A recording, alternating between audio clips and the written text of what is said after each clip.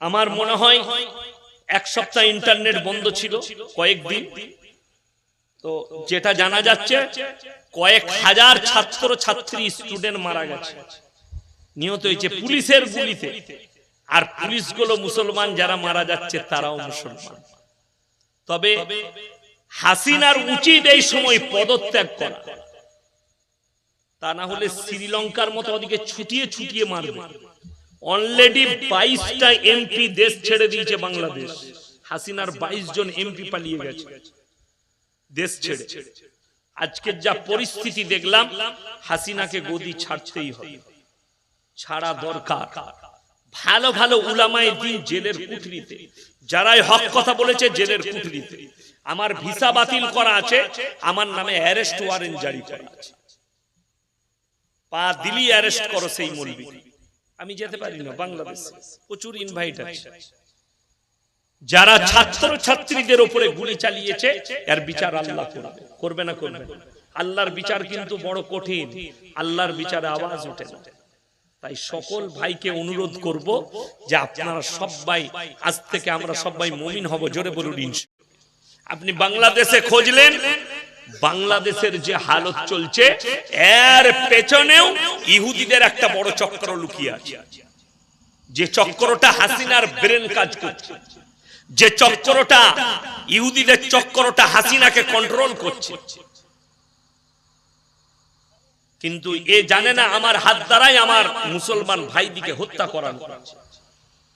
পৃথিবীতে যেটা মহাযুদ্ধ হবে সেটা হচ্ছে ফোরাত নদী শুকিয়ে গিয়ে পাহাড় বেরিয়ে আসবে, এটা রাসূলের হাদিস। আর গোটা বিশ্ব সেই সোনার পাহাড় নিয়ে যুদ্ধে জড়িয়ে পড়বে। সেটার নাম হচ্ছে তৃতীয় বিশ্বযুদ্ধ। তখন অর্ধেক দুনিয়া ধ্বংস হবে খালি যুদ্ধ করে। আমার মাদ্রাসায় পায়খানা বাথরুম করছি, 2-4টা দাদাকে বললাম, ভাই সুদের টাকা থাকলে দিবেন, পায়খানা বাথরুমে লাগাবে। দানের টাকা, সুদের টাকা, ব্যাংকের সুদ, সরকার যেটা দেয় খাওয়া যাবে না, ওই টাকাটা দিবেন, পায়খানা করে লাগিয়ে দেবেন। নোংরা যায়। মহিলারা ইনকাম করতে পাবে না, শুনেলেন? মেয়েদের ইনকাম করা শরীয়তে হারাম। আমি মৌলবি শওকতের বেটা বললাম, চ্যালেঞ্জ কোন মৌলবি করলে আমার সঙ্গে অ্যাকসেপ্ট করুক, কোন মুক্তি করলে অ্যাকসেপ্ট করুক। তবে এই যে জলসা, এই জলসা যদি গ্রামের যুবকরা করুক আর গ্রাম কমিটি যারাই করুক, যদি জুলুম করে চাঁদা নেয়, এই জলসা করার থেকে না করা অনেক বেশি উত্তম। তুই গরিব না বড় লোক জানি না, গ্রাম থেকে তোকে 1000 টাকা চাঁদা ফেলানো হয়েছে, সে বেচারা খেটে খায়, লোকের দৌড়ে কাজ করে, তাকে জোর জবরদস্তি 1000 টাকা চাঁদা লিখে, ওই জলসা করা জায়েজ নাই শরীয়তে। এটা আমি বলে গেলাম। খুশি করে মন থেকে কেউ দিচ্ছে, দিনের কাজ মন।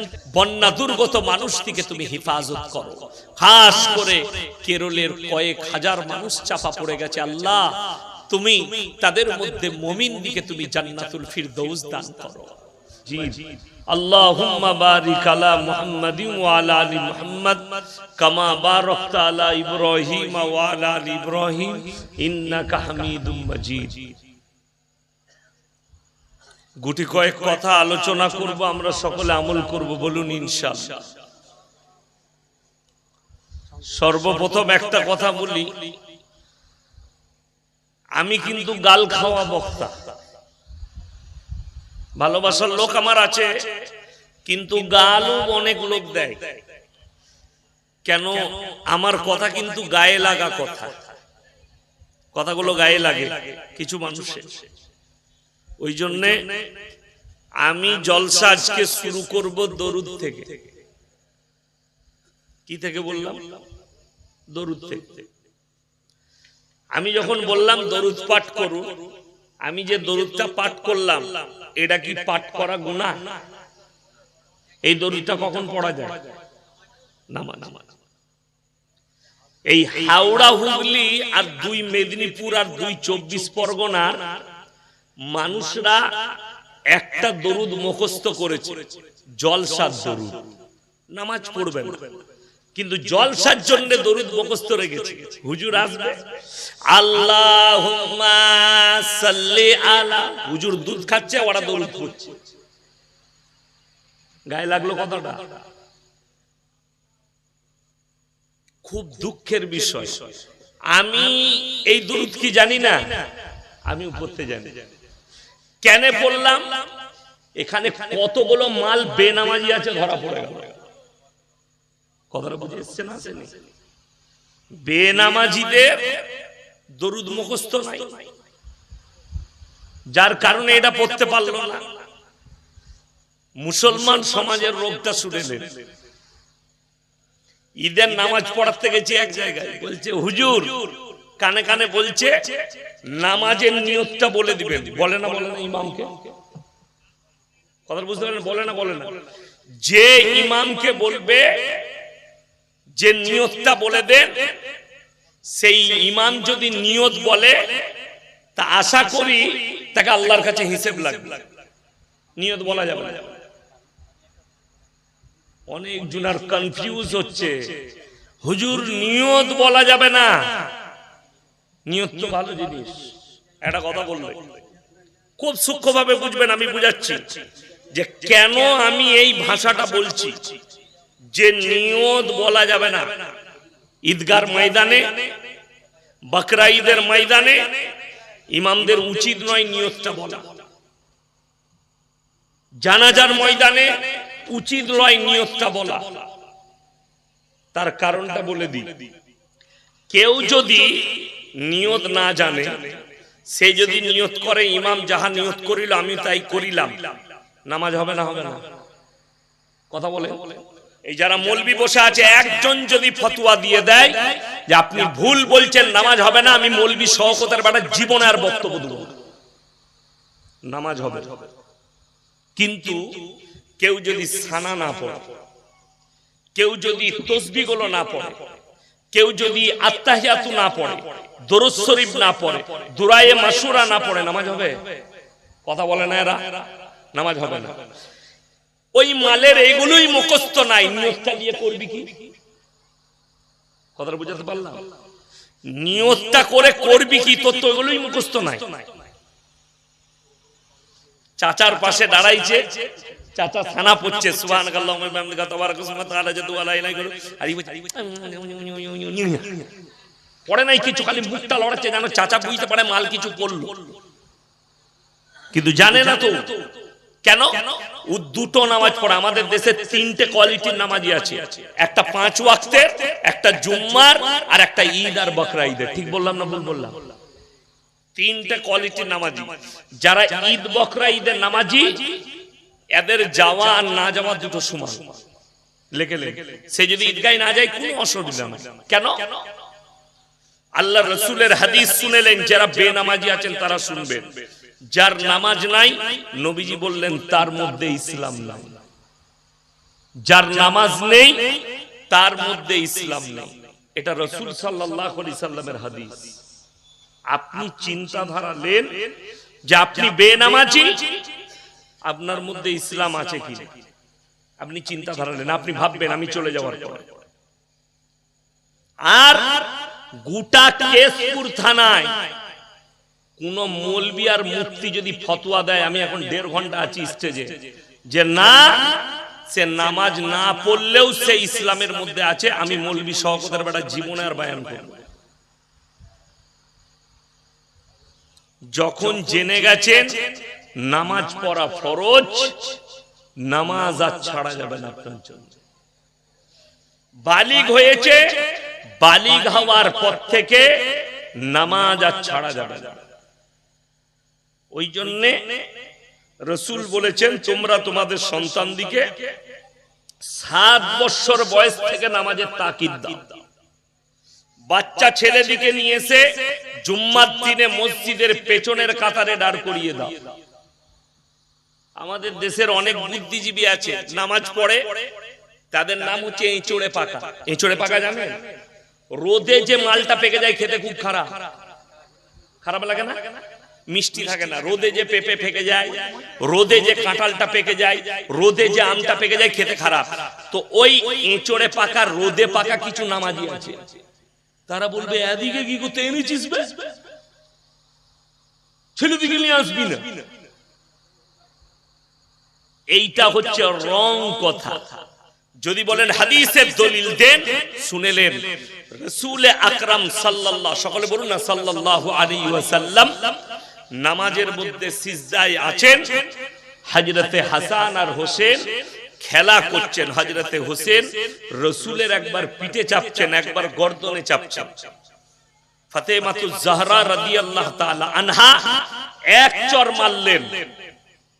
নবীজি সাল্লাল্লাহু আলাইহি সাল্লাম নামাজ শেষ করার পরে ফাতেমাকে ধমক দিলেন, এ ফাতেমা তুমি জানো এ নাবালক এবং বাচ্চা মাসুম, আমার নামাজ থেকে হোসেন কখনো সিজদা করে, কখনো রুকু করে আমার পাশে দাঁড়িয়ে, কখনো বদমাশি করে, এর মধ্যে নামাজের তাকিদ হচ্ছে এটা। জোরে বলুন না সুবহানাল্লাহ। আর আপনার পুতা আপনার পাশে দাঁড়ালে আপনি রাগ করেন, বাচ্চারা এসে মসজিদে পেছনের কাতারে হট্টগোল করলে রাগ করে। আমাদের দেশের অনেক লোক আছে, কেশপুর মাদ্রাসায় যদি আপনি মসজিদে নামাজ পড়েন, মাদ্রাসায় আসরের নামাজ পড়লেন, দিয়ে আপনি লাস্টে গেলেন উজু করে, একবারই পেছনের কাতারে দাঁড়িয়েছে। পেছনের কাতারে বাচ্চারা আছে, ছোট ছোট তালবিল, তারা হট্টগোল করেছে, খেলাধুলা করেছে, হাসি ঠাট্টা করেছে। আপনি দেশে এসে বললেন ওদিকে মুড়ি চাল দিবি না, সালারা কিচ্ছু করে না, নামাজে খেলা করে। তা আপনাকে না বালক ছাড়া আর কিছু ভাবা যাবে না যে আপনি বালিগ হতে পারেন না। কেন? যে বাচ্চাটাকে দিয়েছেন ওটা মাসুম বাচ্চা। ওই বাচ্চাটা যখন ফার্স্ট কাতারে যাবে, কাফিয়া, সরজমি, মুক্তাসার, হাফিজে কোরআন হয়ে যাবে, আর ফার্স্ট কাতারে সেকেন্ড কাতারে চলে যাবে, তারপরে আপনাকে দেখতে হবে তার আখলাক, তারপরে আপনি মন্তব্য করবেন। ওই জন্য নামাজ কম্পালসারি পড়তেই হবে।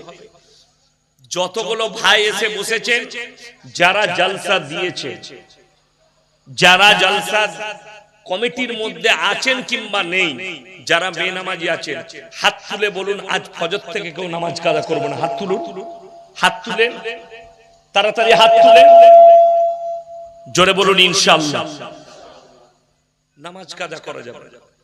ফজর থেকে নামাজ ধরে জলসা কামিয়া। দুঃখটা কোথায় জানেন? আমি কেশপুর মাদ্রাসায় গুজরাটে যখন দাঙ্গা হয়েছিল, তারপরে আমি বোম্বেতে ছিলাম, তারপরে গুজরাট গেছে, আমার শরীর খারাপ হয়েছিল। আমি মধ্যের বছরে বাড়ি এসেছিলাম, শরীর 15-20 দিনে সুস্থ হয়ে গেল। আব্বাজি বললে কেশপুর মাদ্রাসায় কোরআনটা শুনিয়ে বসে থাকবে। আমি এসেছিলাম, 6 মাস ছিলাম কেশপুর মাদ্রাসায়। এলাকাটা ঘুরে দেখে নিয়েছি, আমার ব্রেনে এখনো গাঁথা আছে এলাকা। অনেক গ্রামে গেছে, অনেক গ্রামে। কি মানুষ মরে গেলে খানা, মানুষ মরে গেলে তাদের যা হচ্ছে হচ্ছে, বাকি গ্রামের লোকের, এলাকার লোকের পর্দা পড়ে গেল। কেন? মানুষ মরে গেছে, সে পাপ করুক, মদের ভাটিতে মারা যাক, গাঁজার ভাটিতে মারা যাক, যত রকমের অন্যায় করে মারা যাক, খালি মিলাদ পড়িয়ে দিলেই জান্নাত। ঠিক বললাম না ভুল বললাম? আমাদের দেশে মাতালের মিলাদ হয়, হয় না? হয় না? রাগ করেন না। গাঁজাখোরের মিলাদ হয়, সুদখোরের মিলাদ হয়, হয় না? হয় না? নাস্তিকের মিলাদ হয়। যেহেতু সে তো মুসলমান ঘরে জন্ম নিয়েছে, আপনাকে কে বলল মুসলমান ঘরে জন্ম নিলেই মুসলমান হয়? এই ভুলটা আমি আজকে ভাঙিয়ে দিয়ে যাব। মুসলমান ঘরে জন্ম নিলে মুসলমান হওয়া যায় না। বহুজন জন্মে যদি বলেন না, কেউ যদি মুসলিম ঘরে জন্ম নিয়েছে তা হুজুর সে মুসলমান, আমি তোমাকে জিজ্ঞেস করতে চাই তসলিমা নাসরিন কি? আমি তোমাকে জিজ্ঞেস করতে চাই জাস্টিস ইনায়েতুল্লাহ কি? আমি তোমাকে জিজ্ঞেস করতে চাই তারিক ফাতেহি কি? আমি তোমাকে জিজ্ঞেস করতে চাই আসাদ নূর কি? এরা সব মুসলিম ঘরে আর মুসলিম মেয়ের পেটে জন্ম নিয়েছে। তাদের বাবারাও মুসলমান, তাদের মারাও মুসলমান। কিন্তু আল্লাহর কসম খেয়ে বলছি, এদিকে যারা মুসলমান ভাববে তাদের ঈমান চলে যাবার খাতরা আছে। তসলিমা নাসরিন কাফের, নাস্তিক, ধর্ম বিশ্বাস করে। আসাদ নূর নাস্তিক। আপনার পাকিস্তানের তারেক ফাতেহি দিল্লিতে ছিল, নাস্তিক, আল্লাহ বিশ্বাস করেন। সে দিল্লিতে এমনি ঠাঁই পায়নি। সে যতদিন দিল্লিতে ছিল তার হিম্মত হয়নি যে সনাতন ধর্মের উপরে কোনো কথা বলি। যতগুলো অ্যাটাক করেছে সব ইসলামের উপরে। যে জিনিসটা দামি হয় তার বদনাম বেশি হয়। ঠিক বললাম না ভুল বললাম? কথা বলে না? যে জিনিস দামি বেশি হয় তার বদনাম এবং তাকে নিয়ে মারামারিও বেশি হয়। আপনারা জানেন পৃথিবীতে সর্বশেষ মহাযুদ্ধটা যেটা হবে তৃতীয় বিশ্বযুদ্ধ, সেটা পৃথিবীর সবথেকে দামি জিনিস নিয়ে হবে। এখন মানুষের কাছে সবথেকে লোভনীয় জিনিস কি দুনিয়াতে? সোনা। সোনা না সোনা লয়?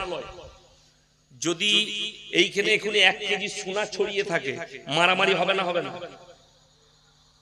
বক্তা শ্রোতা সবাই মারামারি লিখবে, আমি যেন মালটা পেয়ে যাই।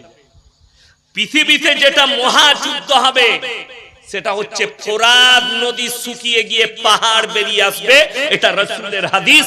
আর গোটা বিশ্ব সেই সোনার পাহাড় নিয়ে যুদ্ধে জড়িয়ে পড়বে। সেটার নাম হচ্ছে তৃতীয় বিশ্বযুদ্ধ। তখন অর্ধেক দুনিয়া ধ্বংস হবে খালি যুদ্ধ করে। আসল জিনিস আল্লাহ রাসূল সাল্লাল্লাহু আলাইহি সাল্লাম, তিনি হচ্ছেন পৃথিবীর সবথেকে দামি মানুষ। জোরে বলুন সুবহানাল্লাহ। শ্রেষ্ঠ ব্যক্তি, তাই তিনাকে নিয়ে বেশি চর্চা। চর্চা না চর্চা নয়, তিনাকে নিয়ে বেশি চর্চা। বেঈমান কাফেরদের মুখে মুখে রাসূলের নাম। আর আপনাদের মনে মনে হবে যে মুসলমান কেন সবারই কাছে ভালো নয়, ইসলাম কেন ভালো নয়? আল্লাহর কসম খেয়ে বলছি, রাসূল সাল্লাল্লাহু আলাইহি সাল্লামের মতো দামি লোক, যিনি পৃথিবীতে শ্রেষ্ঠ ব্যক্তি, তিনিও সকলের কাছে ভালো হতে পারেন নি। অর্থাৎ আর কেউ হবে। আমরা তো তুচ্ছ, তিনি পৃথিবীর শ্রেষ্ঠ ব্যক্তি, রাহমাতুল লিল আলামিন। তারপরেও তিনি কিছু মানুষের কাছে খারাপ। ঠিক কি না? কথা বলে। কিছু মানুষের কাছে আজও পৃথিবীতে খারাপ, যারা নাস্তিক, বেঈমান, কাফের, ইহুদি, নাসারা, তাদের কাছে রাসূল সাল্লাল্লাহু আলাইহি সাল্লাম আজও খারাপ। কেন? রাসূল সাল্লাল্লাহু আলাইহি সাল্লাম হচ্ছেন দামি জিনিস। ইসলাম কেন চর্চায় আছে? ইসলাম হচ্ছে সবথেকে দামি ধর্ম পৃথিবীর। জোরে একবার বলুন সুবহানাল্লাহ। ওই জন্য সবারই চর্চায় ইসলাম। আমাদের দেশের মিডিয়া, তারা সকাল থেকে দাড়ি, টুপি, মাদ্রাসা, মসজিদ, উলামা, মুসলমান না করা পর্যন্ত তাদের পেটের ভাতই হজম হয় না। আপনারা টিভি চ্যানেল খুলেন, আপনি দেখতে পাবেন তাদের চর্চাটাই এটা, ইসলাম নিয়ে, দাড়ি নিয়ে, টুপি নিয়ে, সব নিয়ে। বড় কষ্টটা কোথায় জানেন? আজকে উত্তর প্রদেশে, আপনারা দিল্লিতে দেখেছেন, নামাজরত অবস্থায় মুসল্লিকে লাত মেরেছে দিল্লির পুলিশ। কেন? রাস্তার উপরে কেন নামাজ পড়বে? রাস্তার উপরে কেন নামাজ পড়বে? অনেক বুদ্ধিজীবী মুসলিমদের শিক্ষিতরা, তারাও কিন্তু প্রশ্ন তুলেছে, এই মৌলবীরা কিছুই জানে না। রাস্তার উপরে বাস্তব কথা, তুমি আল্লাহকে ডাকবে রাস্তার উপরে। তোমার কথা আমি 1 মিনিটের লেগে মেনে নিলাম। নামাজ পড়তে, একটা ফরজ নামাজ আদায় করতে কত সময় লাগে? 5 মিনিট। ঠিক বললাম না ভুল বললাম? 5 মিনিট। জুম্মার 2 রাকাত নামাজ পড়তে আমার মনে হয় 3 থেকে 4 মিনিটের বেশি লাগবে না। ঠিক বললাম না ভুল বললাম? 3 থেকে 4 মিনিট। জুম্মার নামাজ পড়ছে, রাস্তার উপরে জামাত যাতে ছেড়ে না যায়, 2 রাকাত নামাজ পড়বে, 4 মিনিটে সালাম ফিরবে। বলছে মসজিদের ভেতরে যাও, তোমরা রাস্তা ব্লক করে তোমাদেরকে কে ইবাদত করতে বলেছে? আমি 1 মিনিটের লেগে কথাটা মেনে নিলাম।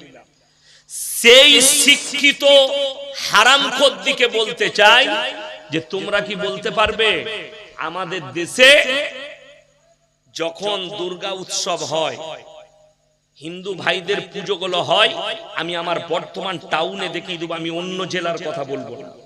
রাস্তা ব্লক করে 1 মাস প্যান্ডেল থাকে। ঠিক বললাম না ভুল বললাম? কলকাতায়, দিল্লিতে, মুম্বাইয়ে, আমার বর্তমানে মেদিনীপুরে একটা রোডকে ব্লক করে দেয়া হয়।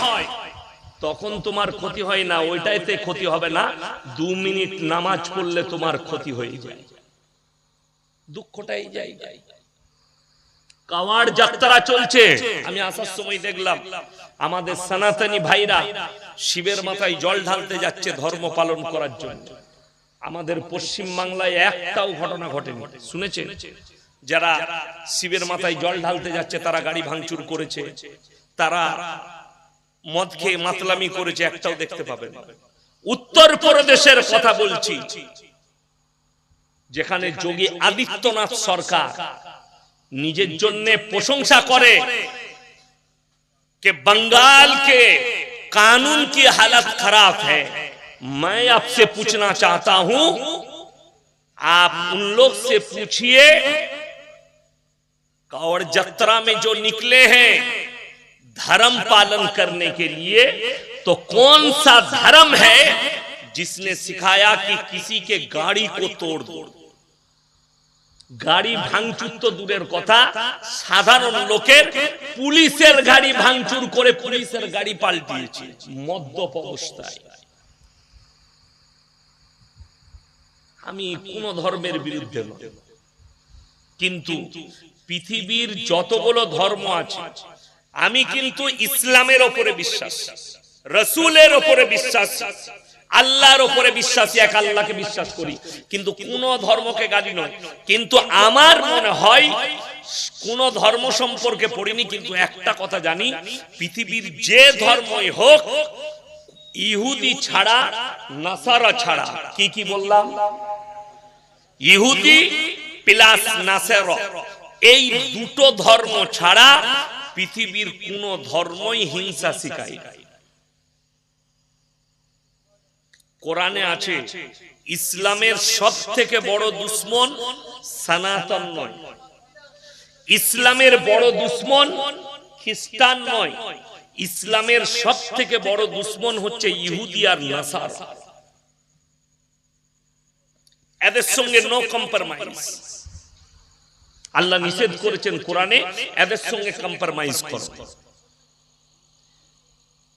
ওই জন্য তো হিটলার হত্যা করেছিল 60 লাখ ইহুদিকে, গ্যাস চেম্বারে ভরে মৃত্যু ঘটিয়েছিল। পৃথিবীর লোক আজও হিটলারের নাম হেড লিস্টে আছে। কেন? সেই লোক অনেক মানুষকে হত্যা করেছিল। হিটলার একটা কথা বলে গিয়েছিল, কিছু ইহুদি রেখে গেলাম, পৃথিবীর মানুষ একদিন আমাকে মনে করবে আমি এদিকে কেন হত্যা করেছিলাম।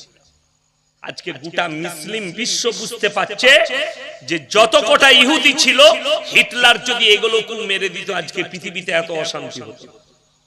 আপনাদের জানা না, America, Britain, Russia, Ukraine, Japan, German, পৃথিবীতে যতগুলো যুদ্ধ হচ্ছে সব ইহুদিদের জন্য।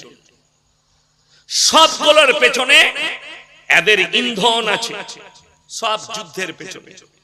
আপনি বাংলাদেশে খোঁজলেন, বাংলাদেশের যে হালত চলছে এর পেছনেও ইহুদিদের একটা বড় চক্র লুকিয়ে আছে।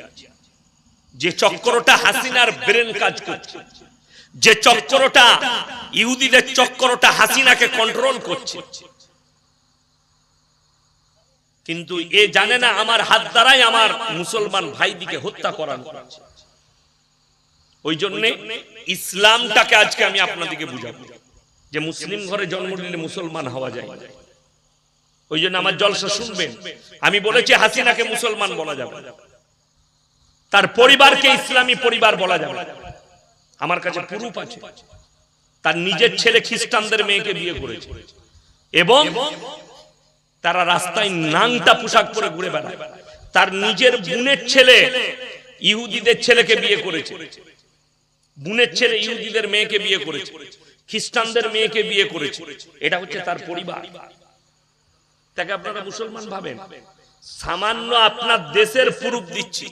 অনেক যুবক আছে, আমাকে ভালোবাসো আর না বাসো আমার কোনো যায় আসে, আমাদের সম্পর্ক একমাত্র রাসূল এবং আল্লাহর সঙ্গে। সম্পর্ক কার সঙ্গে? আল্লাহর রাসূল এবং আল্লাহর সঙ্গে। তুমি আমার সাথে সম্পর্ক না রাখলে কোনো যায় আসে না, তুমি আমাকে ভালো না বাসলে কোনো যায় আসে না।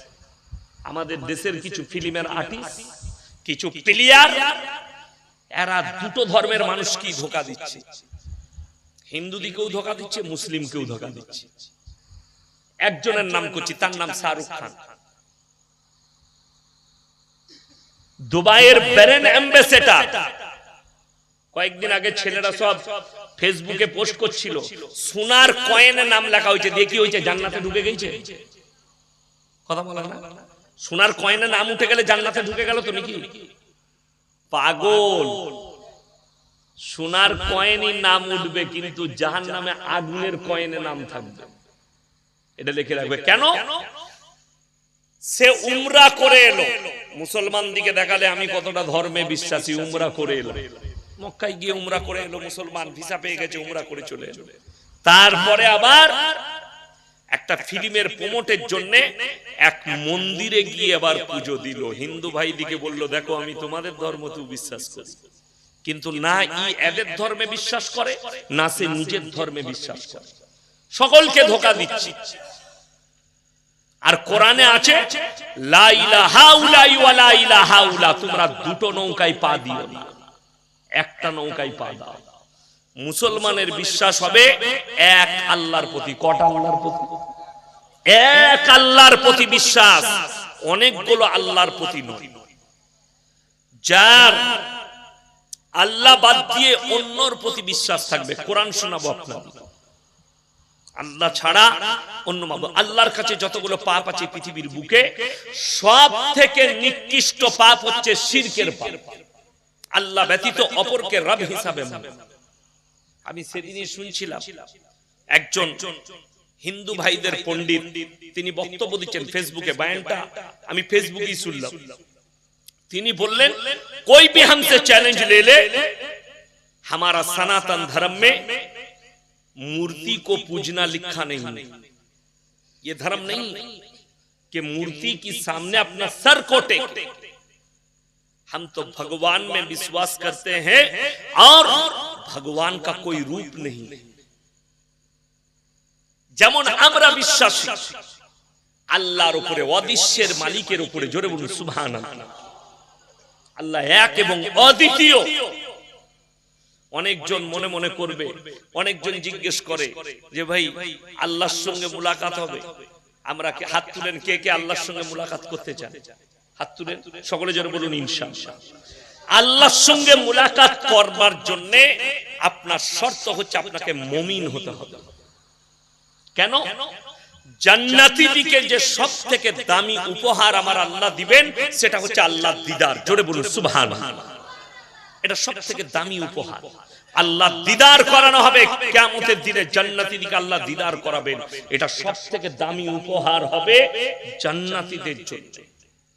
দুনিয়ার বুকে একজন নবী আল্লাহকে দেখতে চেয়েছিলেন, তিনি হচ্ছেন হযরতে মুসা নবী। আল্লাহ, আমি আপনাকে দেখতে চাই। মুসা নবী তার পরিবারকে নিয়ে এক জায়গায় ফাঁকা মরুভূমিতে অহরণ করেছে।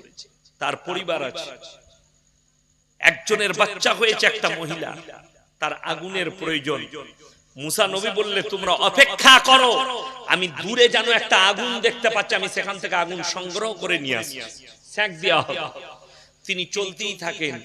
চলতে চলতে যখন সেইখানে পাহাড়ে, তুর পাহাড়ে ঢুকে গেছে, আল্লাহ তখন বললেন, ইন্নাকা বিল ওয়াদিল মুকাদ্দাসি তুয়া, তুমি তোমার চপ্পলগুলো খুলে ফেলো, তুমি পবিত্র তুয়া পর্বতে আরোহণ করেছো। মুসা নবীর শরীরটা এক মিনিটের জন্য কেঁপে গেল। তুমি এগিয়ে এসো। যখন আগুনের দিকে এগিয়ে গেলেন, তার ঝালকটা দেখে বেহুশ হয়ে পড়ে গেছেন। জোরে বলুন সুবহানাল্লাহ।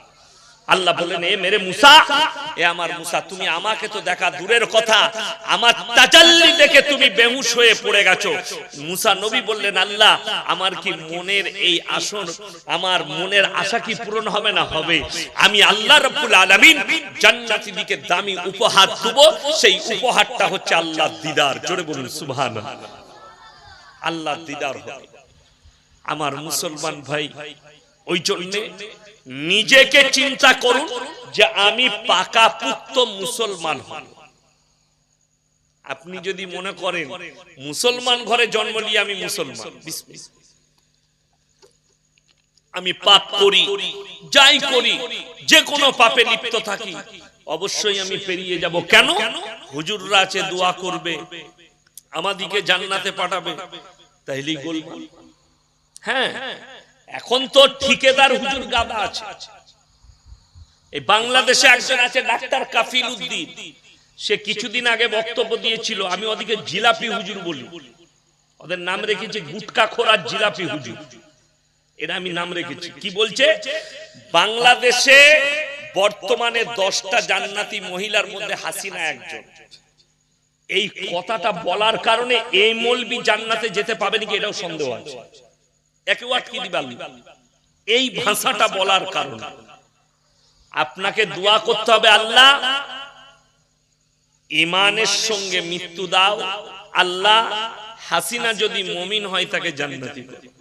আচ্ছা, কোন হুজুরকে দেখেছেন, দেওবান্দি হোক, বেরেলি হোক, ফুরপুরা হোক, আজানগাছি হোক, তালতলা হোক, বেলতলা হোক, খেজুরতলা হোক, শেওড়াতলা হোক, মলই বাবা হোক, খেপা বাবা হোক, যাকে দাওয়াত দিবেন দেন, কারুর দোয়া শুনেছেন?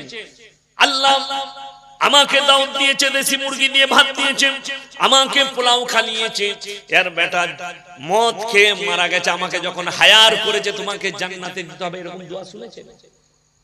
আমাকে যদি এখন এসে বলেন হুজুর আমার ছেলে 3 বোতল মদ খেয়ে মারা গেছে, একটু দোয়া করে দিবেন, আমি কি দোয়া করব? আল্লাহ তাকে মাতালকে জান্নাতে দাও? না, আমাদের দোয়া হচ্ছে আল্লাহ মুমিনিন মুমিনাত মুসলিমিন মুসলিমাত, এটা হুজুরদের দোয়া। আল্লাহ যদি দোয়া করে, আল্লাহ চাচা নামাজি ছিলেন, দিনদার ছিলেন, আল্লাহ যদি কোনো ভুল করে থাকে ক্ষমা করে জান্নাতে দিবেন। আর আপনার কাছে কিছুই নাই, আছে কি?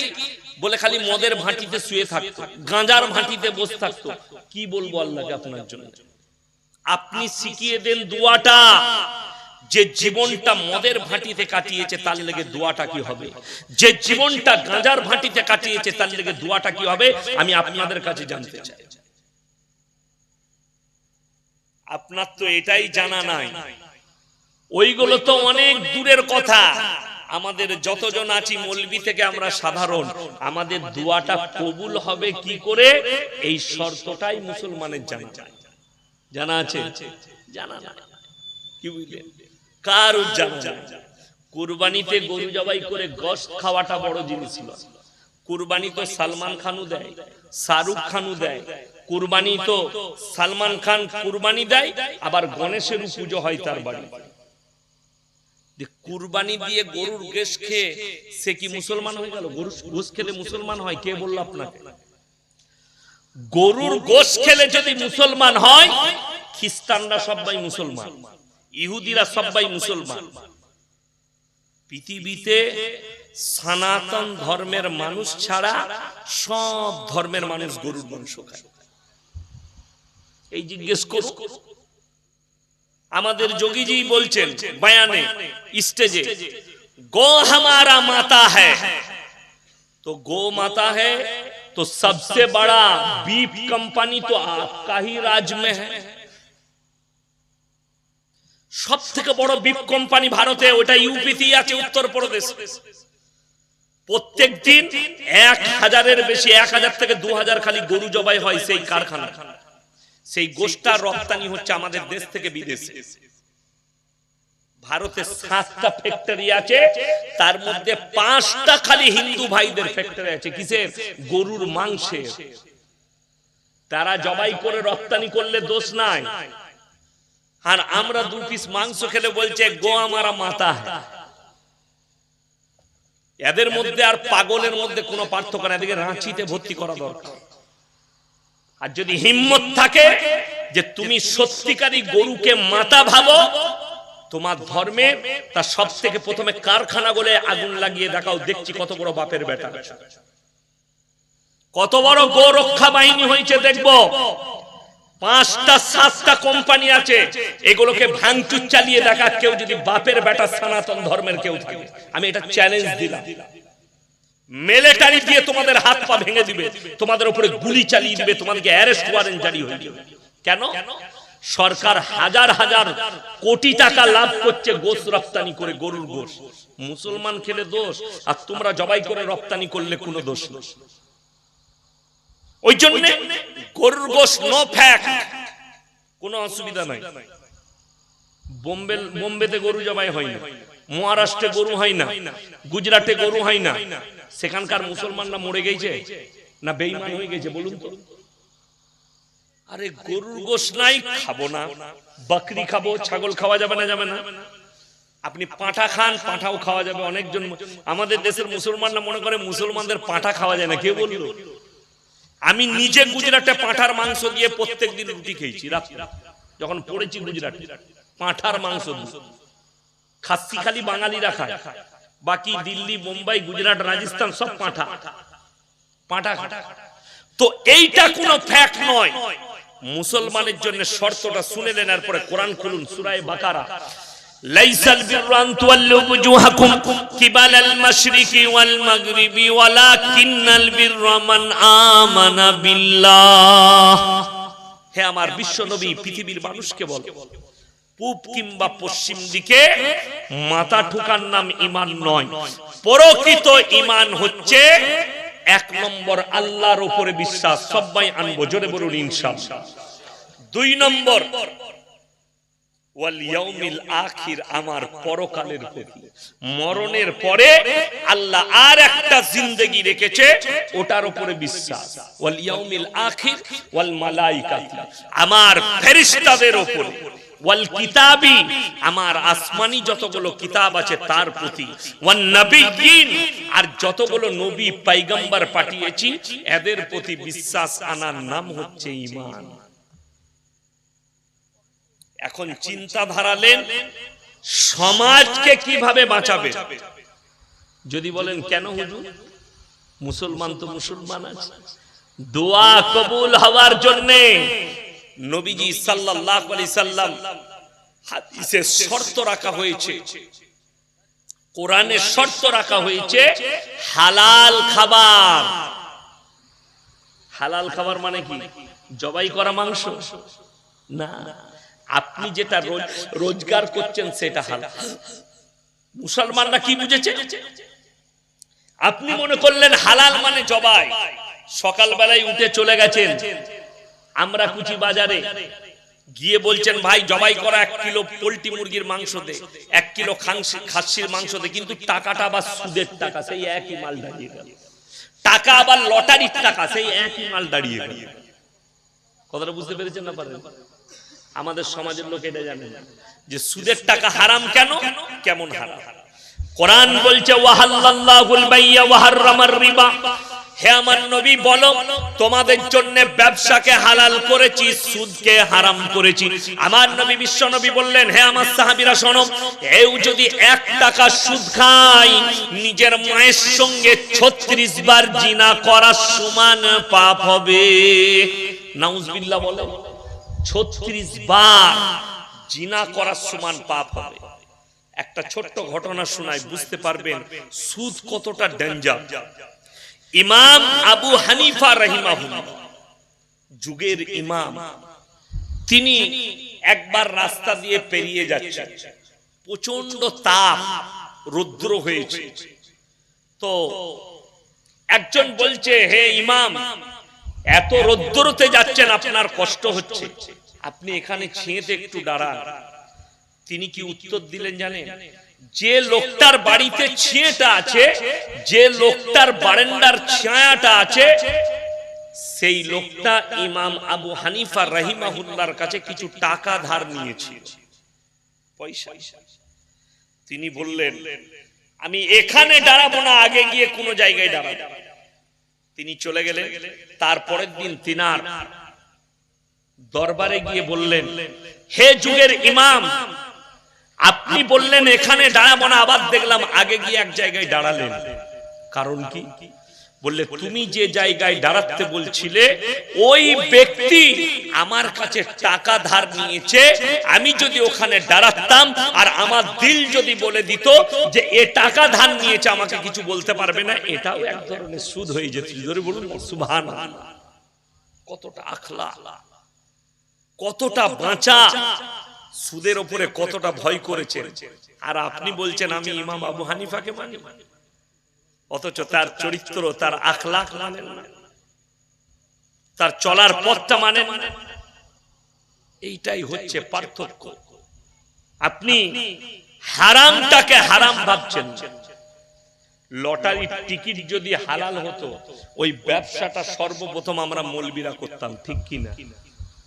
লটারির টিকিট হালাল হলে সকাল বিকাল সব থেকে কম বেতন আমাদের সমাজে কার? কথা বলে না কার? ইমাম সাহেবের। আপনাদের ইমামের বেতন কত? ইমামের কত? 10,000। তোমরাই 10 দিচ্ছ না খালাকটা নিয়ে? খালাকটা বাদে 10,000? হ্যাঁ গো,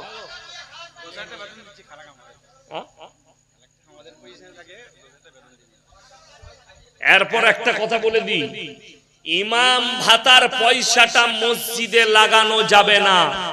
যদি কোনো মুফতি বলে দেয় মসজিদে লাগানো যাবে, আমি মৌলবি শওকতের বেটা জীবনে আর বক্তব্য দেব। চ্যালেঞ্জ। খালি ফতোয়া নিয়ে আসুন কেশপুর পাশকুড়া মোল্লা আজিজুল হক কাশ্মীর কাছ থেকে, যে মৌলবি শওকত সাহেবের ছেলে ইয়াসিন বলে গেছে, ইয়াসিন ভাই, যে ভাতার পয়সাটা মসজিদে লাগানো যাবে না। ভাতা সরকার মসজিদকে দেয়নি, ইমামকে দেয়। কথাটা বুঝতে পেরেছেন না পারেন? ভাতা কাকে দেয়? ইমামকে দেয়।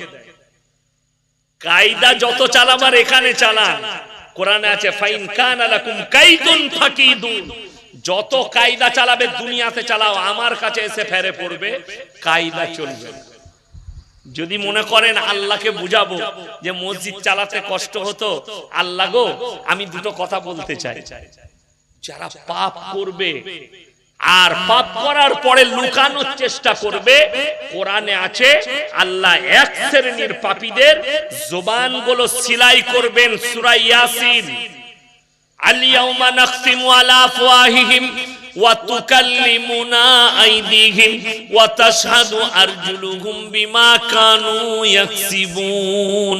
হে আমার বিশ্বনবী, পৃথিবীর মানুষকে বলো কিয়ামতের দিনে আমি এক শ্রেণীর পাপীদের জবানগুলো সিলাই করে দেব। তাদের হাত কথা বলবে, কান কথা বলবে, চোখ কথা বলবে, অঙ্গ পতঙ্গকে কথা বলার যোগ্যতা দান করা হবে। আপনার আর কোনো উপায় থাকবে না, এরা সব আপনার প্রকাশ করবে। আপনি কি করে পেরুতে পারবেন? আপনি নিজে চিন্তাধারা দেন, কি করে পেরুব? যত কায়দা দুনিয়াতে চালাবেন চালান। আরে মুসলমান বুঝে না। তারকেশ্বরের কাছে একটা গ্রাম, মুসলিমদের কি করেছে জানে? জানাজার ময়দানে, তারকেশ্বর টাউনে, আমি জায়গার নামটা ভুলে গেলাম, কবরস্থানের গাছ বিক্রি করেছে। কত? 1800 টাকায়। ক টাকায় বললাম? 1800। সেই টাকাটাকে হারাম করা সুদের উপরে গ্রামে ছড়িয়েছে, দিয়ে 5 বছর না 7 বছর পরে সেটা 2 লাখ টাকা হয়েছে। দিয়ে বলছে কবরস্থানটা ঘেরবো, কবরস্থানের উন্নয়ন করব। তোরা মরে গেলে, ওই কবরে গেলে তোদের পোকা হবে। হারাম কর জানেই না সুদের টাকা পায়খানা বাথরুম করা হয়। কি করা হয় বললাম? পায়খানা বাথরুম। আমার মাদ্রাসায় পায়খানা বাথরুম করছি, 2-4টা দাদাকে বললাম ভাই সুদের টাকা থাকলে দিবেন, পায়খানা বাথরুমে লাগাবেন।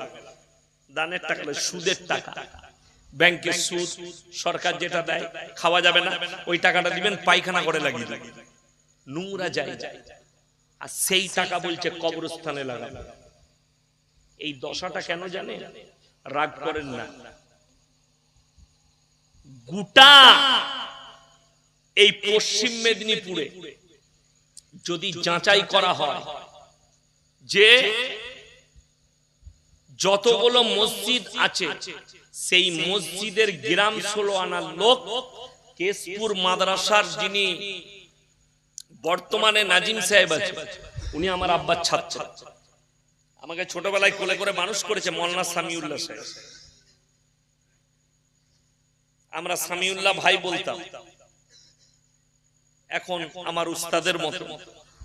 তো এই কেশপুর মাদ্রাসার নাজিম সাহেব উনি যদি বলতে পারেন যে গোটা কেশপুর থানার একটা গ্রাম কমিটি এসছে যে হুজুর লিখে দেন একটা কাগজে হাদিস কুরআন দেখে শর্ত বলো যে কোন কোন লোক মসজিদের সেক্রেটারি কমিটিতে থাকতে পাবে, যদি একটা প্রমাণ দেয় আমি আর কেশপুর থানায় কাল থেকে জলসা করতে আসবো। একটা মসজিদ কমিটি যাই না কেন? গেলি যদি কেশপুর থানায় 500টা মসজিদ থাকে, 490টা মসজিদের সেক্রেটারি কেসিআর কমিটির নামটা ঢেড়া কাটা পড়ে যাবে। ঠিক বললাম না ভুল বললাম? কষ্টটা কোথায়? গায়ে লাগবে, কিন্তু আমাদের কষ্টটা আপনাকে বুঝতে হবে। যে মসজিদের মতওয়াল্লি হবে, সেক্রেটারি হবে, সর্বপ্রথম শর্ত হচ্ছে ইমামের অবর্তমানে নামাজ পড়ানোর যোগ্যতা থাকতে হবে।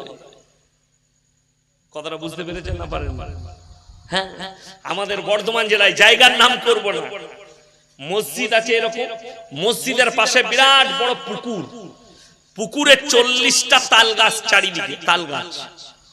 আর গ্রীষ্মের দিনে দেখবেন যারা আমাদের আদিবাসী ভাই আছে তারা কিন্তু হাঁড়ি টাঙে রস, সেগুলোকে তাড়ি বলা হয়। আপনারা কি বলেন? তাড়ি। সেটা খেলে নেশা হয় মদের মতো, ওটা মদই এক জাতি, হারাম, ইসলামী শরীয়তে হারাম। কন্ট্যাক্ট দিচ্ছে কে? মসজিদের সেক্রেটারি কন্ট্যাক্ট দিচ্ছে, এক একটা গাছে 3000 করে দিবি, 3 × 12 1,20,000। তুই এখন তাড়ি টাঙা। ও তাড়ি টাঙিয়েছে আর বলেছে এক হাঁড়ি করে আমাকেও দিবি, ও হারাম খরু খায়।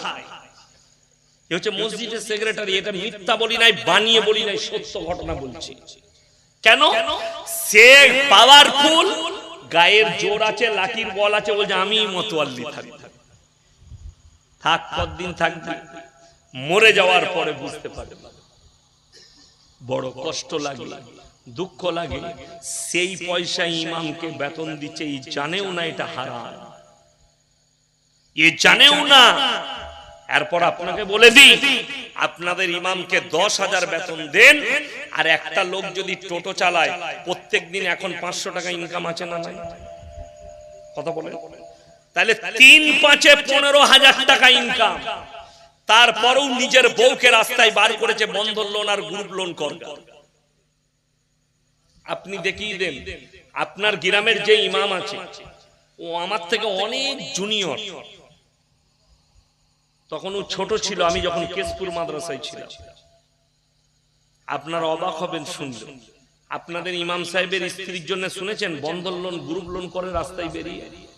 কথা বলে না? শুনেছেন? শুনবেন না। আমাদের বৌদিকে রাস্তায় বেরুতে হয় না। আমার আব্বার মাদ্রাসায় আমার 11,000 টাকা বেতন, আমি শিক্ষক আমার আব্বার মাদ্রাসা। আমাদের বিবিদিকে, ইমামের বিবিদিকে রাস্তায় বেরুতে হলো না। তুমি 30,000 রোজগার করো, তোমার বউকে রাস্তায় পার করতে হলো বন্ধ লোন আর গ্রুপ লোন লিগা। তুমি চিন্তা ভাবনা করবে। মায়ের দিকে বলে যাচ্ছি, তোমরা চিন্তাধারা দিবে। পুরুষরা এখন আবার পুরুষদের এক শ্রেণী বেরিয়েছে, বলছে কে বললে মহিলারা ইনকাম করতে পাবে না? শুনেলেন, মেয়েদের ইনকাম করা শরীয়তে হারাম। আমি মৌলবি শওকতের বেটা বললাম। চ্যালেঞ্জ কোন মৌলবি করলে আমার সঙ্গে অ্যাকসেপ্ট করুন, কোন মুফতি করলে অ্যাকসেপ্ট করুন। আলহামদুলিল্লাহ, মেয়েদের ইসলামী শরীয়তে ইনকাম করার কোন রাস্তাই নাই, চাকরি করার কোন রাস্তাই নাই। মহিলারা সংসার করবে, স্বামীর কর্তব্য, তার সমস্ত দায়িত্ব পালন করবে। যদি তার ডাল আলু জুটে, তার ডাল আলু খাবে, যেন রুজিটা হালাল হয়, খাবারটা হালাল হয়। অবাক লাগবে শুনে আপনাকে তথ্যটা আমি দিয়ে যাচ্ছি। একজন ফিল্মের আর্টিস্ট, তার নাম হচ্ছে জাভেদ জাফরি। তাকে কিছু ছেলে প্রশ্ন করছে, স্যার, একটা ছেলে দাঁড়িয়ে প্রশ্ন করলো, যে স্যার আপনি একটু বলুন তো। বলে क्या बात है? बोले दुनिया के सारे लोग दुनिया के पीछे भाग रहे हैं। দুনিয়ার মানুষ এখন দুনিয়ার পেছনে ছুটছে না ছুটে না? দৌলতের পেছনে, দুনিয়ার পেছনে। সকাল হচ্ছে দুনিয়া দুনিয়া করছে। তিনি জিজ্ঞেস করলেন तुम कौन से धर्म से हो? से बोले मैं मुसलमान हूं। कि उत्तर दिले जाने से आर्टिस्ट हूं मुसलमान। से बोले ये मुसलमान तू दुनिया के पीछे मत भाग, तू 1400 साल पीछे चला जा, दुनिया तेरे पीछे भागेगी। मुसलमान তুমি 1400 বছর পেছনে চলে যাও, দুনিয়া তোমার পেছনে ছুটবে। তার কথার ইশারা হচ্ছে মুসলমান রাসূল আকরাম সাল্লাল্লাহু আলাইহি সাল্লামের আখলাক আর চরিত্রের উপরে, কোরআন হাদিসের উপরে চলো, দুনিয়াকে তোমার পেছনে আল্লাহ ছুট করাবে। আমরা মৌলবীরা দুনিয়ার পেছনে ছুটিনি, আল্লাহ দুনিয়াকে আমাদের পেছনে ছুট করিয়েছে। দুনিয়াকে আমাদের পেছনে ছুট করিয়েছে। আমি আগামী কাল সফর করব মুম্বাই। কালকে রাত্রে আমি ট্রেন ধরবো বর্ধমান থেকে, মুম্বাইয়ের উদ্দেশ্যে রওনা হব। মুম্বাই থেকে গুজরাট যাব। এতগুলো দাওয়াত করেছে, আমি কোথায় কখন টাইম দেব এখনো চিন্তা করে পাচ্ছি না। যারাই শুনেছে আসছে হুজুর একদিন আমার বাড়িতে খেতে হবে, হুজুর একবেলা আমার বাড়িতে সময় দিতে হবে, একজনকে নাস্তা, অথচ তারা করোড়পতি। আল্লাহ আমাদেরকে সম্পদ দেয়, আমরা করোড়পতি লয়। আল্লাহর কসম দ্বীনের উপরে প্রতিষ্ঠিত আছি। রাসূলের হাদিস শুনেলেন, আমার নবী বিশ্ব নবী বললেন যারা আল্লাহর রাস্তায় দ্বীনের পথে থাকবে আল্লাহ মৃত্যুকাল পর্যন্ত তাদেরকে ইজ্জতের রুজি দান করবে। জোরে বলুন সুবহানাল্লাহ। আলেমরা দ্বীনের খিদমতে আছে। আপনি আপনার ইমামকে 10,000 বেতন দিচ্ছেন, তাকে কখনো লটারি কাটতে হয় না। আপনি 50,000 টাকা ইনকাম করেন, আপনাকে লটারি কাটতে হচ্ছে। আপনি ভাবনা চিন্তা করবেন রাত্রে শুয়ে, আল্লাহ তুমি আমার হালাল পয়সার দ্বারা তুমি হারাম কাজ করাচ্ছ।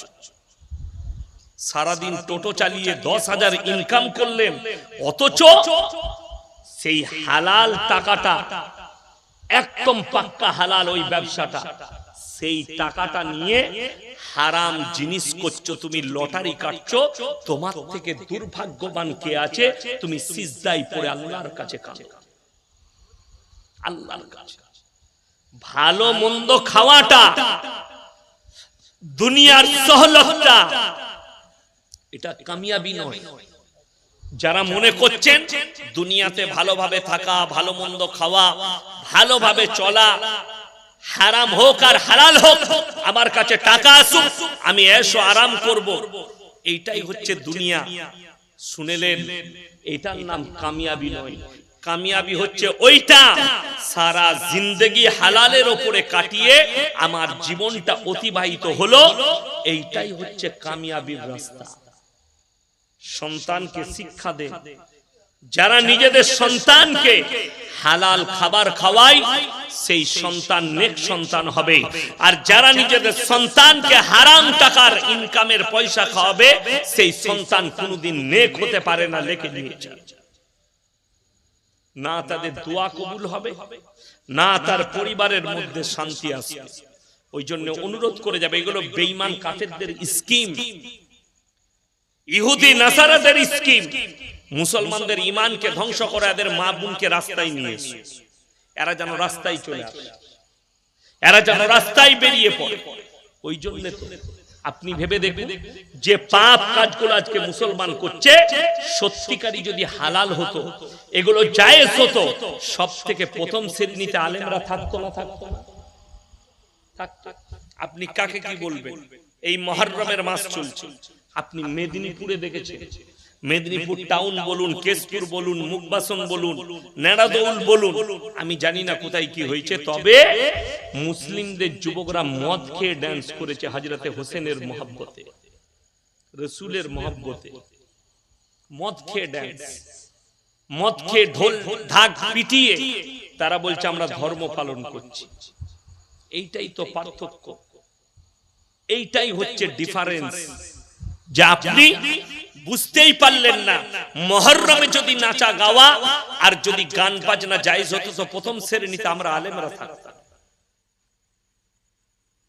আমি আজকে বলে এলাম কেশপুরে সকালে যে বাবা বড় বড় দাড়ি রেখেছে, নামাজ পড়ছে, উমরা করে এসছে, মেদিনীপুর টাউনে বাস করে, 5 ওয়াক্তের নামাজি, কিন্তু অবাক হবেন তারা বলছে এই মৌলবীরা কিছু জানে না, এইটা হচ্ছে মডেলিং এর যুগ, ছেলের জন্মদিন পালন করছে, কেক কেটে 5 ওয়াক্ত নামাজ পড়ে।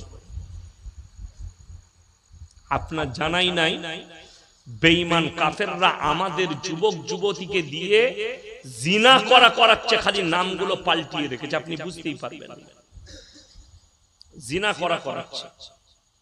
এই তো তার দলিল হচ্ছে হাসিনা, সে তার ছেলে, সে নিজেকে মুসলমান দাবি করছে, অথচ তার ছেলে নিজেকে মুসলমান দাবি করছে, অথচ সে একটা খ্রিস্টানদের মেয়েকে বিবাহ করেছে, সে তার ধর্ম পালন করেছে, অথচ নিজেকে মুসলমান বলছে।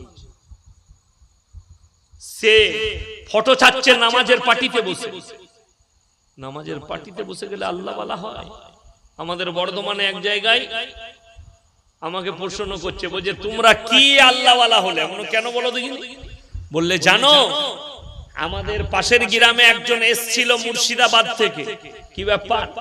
বলছে মুহররমের দিনে আগুনের উপরে মুসল্লা বিছিয়ে নামাজ আদায় করেছে। সত্যিকারই তাইলে আল্লাহ ওয়ালা, আগুনের উপরে মুসল্লা বিছিয়ে। আমি তাকে বললাম আমার একটা কথা শুনবে, বলে কি? আমরা আগুনের উপরে মুসল্লা বিছিয়ে নামাজ তখন পড়া যায় যখন গাঁজা কিংবা মদ খাওয়া যায়, তার আগে। এই যে কারেন্টের তার দেখছেন, আমি যদি আপনাদেরকে বলি আমি মৌলভী শওকত সাহেবের ছেলে আর আমি বড় বক্তা, আমাকে শর্ট মারবে না। এই কারেন্টটা ইয়াসিনকে চিনে? কথা বলেন না, চিনে না। এর যে গুণটা আল্লাহ দিয়েছে, সিফাত মানে হচ্ছে গুণ, এর গুণ হচ্ছে ঝটকা মারা। একে হাত দিলেই আমাকে শর্ট মারবে, কেন? এর কাজটাই ওটা। কেউ যদি যত বড়ই আল্লাহ ওয়ালা হোক, সাপের গর্তে যদি কেউ বিসমিল্লাহ বলে হাত ধরে, সাপ চুমু খাবে না কামড়াবে? বাপ কামড়াবে। কিন্তু আমাদের দেশে আজীব আজীব ঘটনা শুনতে পাবে। সেই দিনে উত্তরপ্রদেশে একটা মৌলবী বয়ান করছে, আল্লাহর রাসূলের হাদিস শুনেলেন, আখরি জামানায় এক শ্রেণীর আলেম বের হবে, হুজুর বের হবে, যাদের দ্বারা আল্লাহ জাহান্নামকে উদ্বোধন করবে, যারা মানুষকে গুমরাহির পথে নিয়ে যাবে। উত্তরপ্রদেশের একজন বয়ান করছে কে हजरते नूह नबी जब अपने नाव पर थे तो उस नाव पर बड़ा पीर अब्दुल कादिर जिलानी भी मौजूद था। जोरे बोलो नाउजुबिल्लाह। बड़ा पीर अब्दुल कादिर जिलानीर जन्म कबे और हजरते नूह नबीर जन्म कबे, जमाना कबे? 5000 বছর आगे।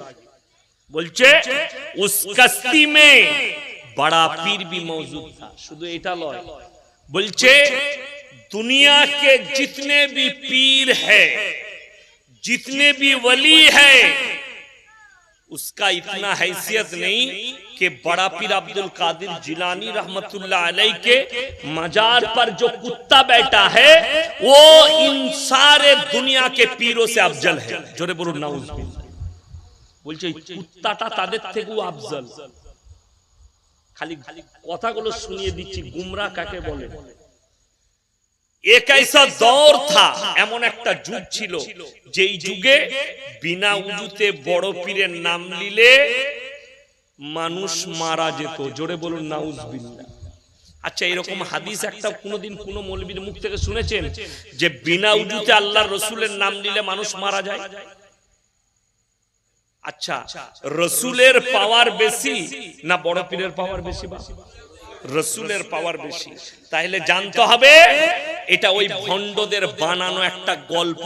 এরকম কথা বড় পীর বলেননি, আর এরকম কোনো ঘটনাও ঘটেনি। কষ্টটা এইটা, বড় পীরের নামে তহমত লাগানো। আমি চ্যালেঞ্জ দিয়ে গেলাম, যদি এই মজমায় কোনো আমার দাদা হুজুরের ভক্ত কেউ থাকে, দাদা হুজুর পীর কেবলা রহমতুল্লাহ আলাইহির ভক্ত থাকেন, আমাকে যেদিনে ডাকবেন, যে হুজুরকে বসাবেন আমার সাথে, আমি বসতে রাজি আছি, খালি নিয়ে আসবেন ওসিয়তনামাটা। তিনি ওসিয়তনামায় লিখেছেন মেয়েদের মাজারে যাওয়া হারাম। 21, 22, 23 3 দিন ইসালে সওয়াব হয় ফুরফুরায়। মেয়েদের এন্ট্রি নাই, নো এন্ট্রি, মেয়েরা প্রবেশ করতে পাবে না। ঠিক বললাম না ভুল বললাম? হ্যাঁ। এরপর বলে দিই, বলছে আমি দাদা হুজুরকে ভালোবাসি, অথচ দাদা হুজুর ওসিয়তে লিখলেন মেয়েদের মাজারে যাওয়া হারাম। এই 2 মেদিনীপুর, 2 24 পরগনা, হাওড়া হুগলির কিছু মানুষ তারা নিজেদের বিবিদিকে নিয়ে বাস ভাড়া করে, ট্রেন ভাড়া করে আজমিরে যাচ্ছে আর নিজের বউকে নিয়ে সিজদা করে আসছে। মেয়েদের নিয়ত করাটাই হয় গেল। আর একটা কিতাবের দলিল দিচ্ছি, আমাদের যারা নিজেদিকে সুন্নি বলে বেরেলভি ভাই, তাদের সব থেকে বড় মৌলবি আহমদ রাজা বেরেলভি। কিতাবের নাম ফতোয়ায়ে রিজভিয়া, খণ্ড নম্বর 24, পৃষ্ঠা নম্বর 497, ছাপা হয়েছে করাচিতে, পাকিস্তানে। সেখানে তিনি লিখেছেন যে মেয়েদের মাজারে যাওয়া তো দূরের করা, খালি নিয়ত করাটাও হারাম। কথাটা বুঝতে পেরেছেন না? হুগলি ডিস্ট্রিক্টে এক জায়গায় জলসায় গেলাম, আপনাদের এরকম প্যান্ডেল, এরকম বড় প্যান্ডেল, প্যান্ডেলের পাশে একটা বড় গাছ, কি গাছ জানি না, গুড়াতে কিন্তু একটা কাপড় লেপটানো আছে চারিদিকে, গুড়াই ঘোড়া আছে, মাটির ঘোড়া, মাটির ঘোড়া জানো? ঘোড়া, আগরবাতি, মোমবাতি ইত্যাদি ইত্যাদি সব রাখা আছে।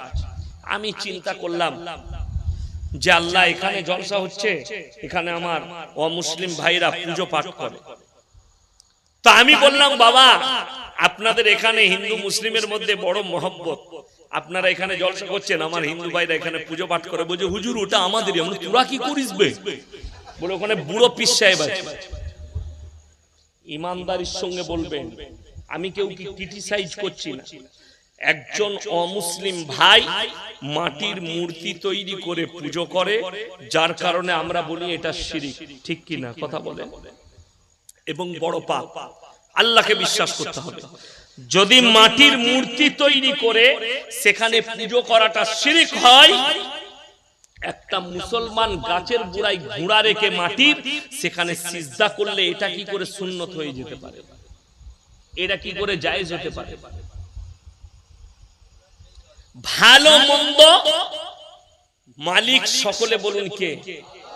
একমাত্র আল্লাহ। বাকি পৃথিবীর ভালো মন্দের মালিক কেউ নয়। আমাদের দেশের লোক বলে না, আপনারা জানেন না। আমাকে একজন উদাহরণ দিচ্ছে ফোন করে, বলছে তুমি বাড়ির ছাদে চাপলে কি দিয়ে চাপো? আমি বললাম বাবা আমি সিঁড়ি দিয়ে চাপি, আমার বাড়িতে সিঁড়ি আছে। তো বলছো তুমি জানো আল্লাহকে পেতে গেলে পিঠ ধরতে হবে, নাইলে আল্লাহকে পাবে কি করে? আমি সত্যি দামি কথা। আমি বললাম বাবা, যার বাড়িতে লিফট আছে সে কি করবে? কথাটা বুঝতে পেরেছেন না? পারেন? লিফট আছে না নাই বাড়িতে? আমার বাড়িতে ধরলেন লিফট লাগাইছে। আমি হাওড়ায় যাই হাজি শাহানুর উস্তাকারের বাড়িতে, বিরাট উঁচু বাড়ি, 4 তলা বাড়ি, লিফট লাগানো আছে। লিফটের সুইচ টিপে উপরে চলে যায়। কথাটা বুঝতে পেরেছেন না? পারেন? তাহলে তার সিঁড়ি লাগলো না। তো যার কাছে লিফট আছে তার সিঁড়ির প্রয়োজন হবে না। উদাহরণ, বলছে দাঁড়ান দাঁড়ান দাঁড়ান, বলছে আপনি গাছে চাপেন না? আমি চাপি। ডাল ধরে চাপেন না? এমনি আমরা ডাল ধরেই চাপি। বলছে ওই যেমন ডাল ধরে চাপেন ওই রকম পিঠ ধরে ধরে আল্লাহর কাছে যেতে হবে। আমরা বাস্তব। আচ্ছা আমি বললাম বাবা ডাব গাছে চাপলে কি ধরবি? কথাটা বুঝতে পারেন না? আচ্ছা ডাব গাছে ডাল আছে? ডাল নাই, চেঁচে চাপতে হবে, ধরে চেপে পড়বো। তাকে আমি বললাম এরপরে এগুলো তো যুক্তি দিলাম, কোরআনের দলিল শুনে নাও। সূরা সিজদা, কোন সূরা বললাম? সূরা সিজদা 21 পারা। কত পারা বললাম? 21 পারা। কোরআন কি বলছে শুনেলেন? তাতাজাফা জুনুবুহুম আনিল মাদাজি'i ইয়াদউনা রাব্বাহুম খাওফান ওয়া তামা ওয়া মিম্মা রাযাকনাহুম ইউনফিকুন। হে আমার বিশ্বনবী, পৃথিবীর মানুষকে বলো, যারা ডাইরেক্ট আমার সঙ্গে প্রেম করতে চাই, মহব্বত করতে চাই। আচ্ছা, আপনাদের এখানে বাস স্ট্যান্ডটা কি নাম? আমরা কুচি, তাই তো? হ্যাঁ, ওই বাস স্ট্যান্ড, নাইলে কেশপুর বাস স্ট্যান্ড। আচ্ছা, কোন ছেলেকে শুনেছেন কেশপুর বাস স্ট্যান্ডে কেউ বলেছে নিজের প্রেমিককে, তুই কেশপুর বাস স্ট্যান্ডে আইবি, সবার সামনে তোকে আমি আই লাভ ইউ বলবো, এরকম কেউ বলে? ছেলেরা মেয়েরা যে প্রেম করে, অরিজিনাল প্রেমটা জাহির করে কোথায় জানেন? রাতের অন্ধকারে, পরিবারের সবাই ঘুমিয়ে গেছে, এরও পরিবারের সবাই ঘুমিয়ে গেছে, রাত 1টার সময় ফোন লাগাইছে, তোমাকে না পেলে আমি মরে যাবো, দুজনা মিলেই কাঁদছে, তোমাকে না পেলে মরে যাব। ওই প্রেমটাই কিন্তু অরিজিনাল প্রেম। ঠিক বললাম না ভুল বললাম? মনের মহব্বত হয়েছে। আল্লাহর কসম, আল্লাহ কোরআনে বললেন পৃথিবীর সবাই নিদ্রায় চলে যাবে। তাতাজাফা জুনুবুহুম আনিল মাদাজি'i ইয়াদউনা রাব্বাহুম খাওফান ওয়া তামা। পৃথিবীর সবাই যখন নিদ্রায় যাবে, যারা আমার সঙ্গে সম্পর্ক করতে চায় তারা নিরালায় নামাজের পাটিতে এসে তাহাজ্জুদের নামাজ পড়ে আমার কাছে কান্নাকাটি করবে, ডাইরেক্ট আমার সঙ্গে সম্পর্ক হবে। জোরে বলুন সুবহানাল্লাহ। আপনি ডাইরেক্ট সম্পর্ক করুন আল্লাহর সঙ্গে সম্পর্ক। পীর না ধরলে জান্নাতে যাবে না, এটা মূর্খদের কথা। আমি জিজ্ঞেস করি, এখানে অনেক বাবাজি আছেন আমাদের, যাদের বাবরা কোনো পীরের মুরিদ হয় নাই। ঠিক বললাম না ভুল বললাম? অথচ নামাজি, মুক্তাদি, তারা ঈমানদার, দুনিয়া ছেড়ে চলে গেছে। তারা কি জান্নাত পাবে না? বড় কষ্ট লাগে। কোরআনে কোথাও পীর শব্দ নাই। যদি গোটা কোরআনে কেউ পীর শব্দ দেখিয়ে দিতে পারে, আমি মৌলবি শওকতের বেটা, আমি নাক খপ্তা নিয়ে ইস্তেগফার করে বাড়ি যাবো। এক্ষুনি নিয়ে আসুন কোরআন, পীর শব্দ দেখিয়ে দেখি। বড় দিকে সম্মান, ছোটকে স্নেহ। আলেমদের সঙ্গে যাদের কাছে ইলম আছে তাদেরকে সম্মান করুন। তা বলে এটা নয় তুমি ইয়াসিনের অন্ধ ভক্ত হই যে আমি তোমাকে, তুমি যত রকমের পাপ করো তোমাকে জান্নাতে নিয়ে যাবো। সে পীর উমার খাবে আর মুরিদ উমার খাবে। যদি বলেন কেন, কোরআন শুনে 8 পারা সূরা আরাফ প্রথম পৃষ্ঠা, ফালানাসআলান্নাল্লাযীনা উরসিলা ইলাইহি ওয়ালানাসআলান্নাল মুরসালিন। হে আমার নবী, আমি কিয়ামতের দিনে নবী, পয়গম্বর আর রাসূলকেও দাঁড় করাবো, আর তাদের যতগুলো উম্মত থাকবে তাদেরকেও জিজ্ঞাসাবাদ করব। উভয়কে জিজ্ঞেস করা হবে, তোমাদেরকে কেমন দাওয়াত দেওয়া হয়েছে, তোমরা কবুল কেমন করেছো। দুই পক্ষকেই আল্লাহ জিজ্ঞাসাবাদ করবেন, রিহাই কেউ পাবে না। এই যে জলসায় বসেছেন, আল্লাহর কাছে জিজ্ঞাসাবাদ হবে। আজ থেকে নিয়ত করুন, আমরা জীবনে কেউ শিরক করব না। জোরে বলুন ইনশাআল্লাহ। আল্লাহ ছাড়া ভালো মন্দের মালিক কেউ নেই, কল্যাণ অকল্যাণের মালিক পৃথিবীতে আর কেউ নেই। কোরআন 17 পারা শেষ পৃষ্ঠা, ইয়া আইয়ুহান নাসু যুরিবা মাসালুন ফাসতামিউলা ইন্নাল্লাযীনা তাদউনা মিন দুনিল্লাহি লা ইয়াখলুকু দুবাবান ওয়ালা বিসতামাউলা ওয়া ইয়াসলুবুহুমুদ দুবাবু শাইয়াল লা ইয়াস্তানকিদুহু মিন। হে আমার নবী, বলে দাও, তোমরা যাদের কাছে ভালো মন্দ চাও তাদেরকে একবার জিজ্ঞেস করে দেখো, তারা একটা মাছি পর্যন্ত সৃষ্টি করতে পারে না। মাছি সৃষ্টি তো দূরের কথা, মাছি যদি তাদের কাছ থেকে কোনো জিনিস ছিনিয়ে নিয়ে যায় সেটা উদ্ধার করার মতো ক্ষমতা না। তারা শক্তিহীন, আর আমি আল্লাহ শক্তিশালী। যদি এই তাফসীর না থাকে, কোরআন নিয়ে আসুন। যাদের কাছে তাফসীর আছে, মানে কোরআন আছে, আর ছুটে গিয়ে দেখে আসুন 17 পারা শেষ পৃষ্ঠা, শেষ রুকুর একদম প্রথম আয়াত। আল্লাহ এই কথাটাই বলেছে কাদেরকে? যারা আল্লাহ ব্যতীত অপরের কাছে ভালো মন্দ চায়। এখানে হাজী সাহেব কে আছেন? হাত তুলে। কেউ নাই? বিসমিল্লাহ। শুয়ে পড়েছে? ভালো। হাজী সাহেবকে সকালে জিজ্ঞেস করবে, মক্কা থেকে মদিনা 430 থেকে 470 কিলোমিটার রাস্তা, একটাও মাজার পাবেন না। আমার বাড়ি থেকে কেশপুর 150 কিলোমিটার রাস্তা, 150,000-এর বেশি মাজার আছে। ঠিক বললাম না ভুল বললাম? হ্যাঁ। আর যেমন আপনাকে বলে দিই, সুস্থ মস্তিষ্কের কোন মানুষ যদি তার বেটা দিকে ওসিয়ত করে, আমি যদি মারা যাই আমার কবরটা পুকুরের মধ্যেখানে দিবি, তা দিবে তার বেটারা? কথা বলে না, দিবে না। বলবে বাপের মাথাটা চলে গেছে, বলবে বাপের মাথা খারাপ হয়ে গেছে বলে এই কথাটা বলছে। পুকুর মারতে হবে, মাটি কাটতে হবে, তারপরে দিতে হবে। আমি খালি ভেবে পাই না, বোম্বেতে পানির মধ্যেখানে হাজী আলী বাবার মাজার। আমি একটা জলসায় চ্যালেঞ্জ দিয়েছি, আজকে আবার চ্যালেঞ্জ দিয়ে গেলাম। ওলিরা যদি কবরে বেঁচে থাকে, শরীর যদি সশরীরে থাকে, আমি ভারত ছেড়ে দেব চ্যালেঞ্জ, মাজারটা ভাঙা হোক, সেখানে কিচ্ছু নাই, ফাঁকা মাঠ। হাজী আলী বাবা কোথায় মরেছে, কোথায় কবর আছে আল্লাহ ছাড়া কেউ জানে না, কিন্তু বাজার চালাবার লেগে ওটা তৈরি করেছে। তার দলিল, আমার গাড়িতে চাপুন, আমি এসি মেহমান খানায় রাখবো, আমার বাড়িতে খানা খাওয়াবো, কালকে আমার এলাকায় নিয়ে গিয়ে দেখিয়ে দেবো। আমি ফাইসালা করতে গেছি, কি হয়েছে বাবা? একদল বলছে ওরস করবো, একদল বলছে করতে দেবো না। আলহামদুলিল্লাহ। আমি বললাম তোমরা কেন করতে দিবে না? তুমি যে করছো, তোমার এই কবরটাই মাজারে কে শুয়ে আছেন, কোন হুজুর শুয়ে আছেন? সে বলছে হুজুর কেউ নেই, পাথর চাবড়ি থেকে পাথর এনে করেছি। আমি তুই জুতো খেয়েছিস? ইসলাম কার উপরে টিপকা আছে, সত্যের উপরে না মিথ্যার উপরে? সত্যের উপরে।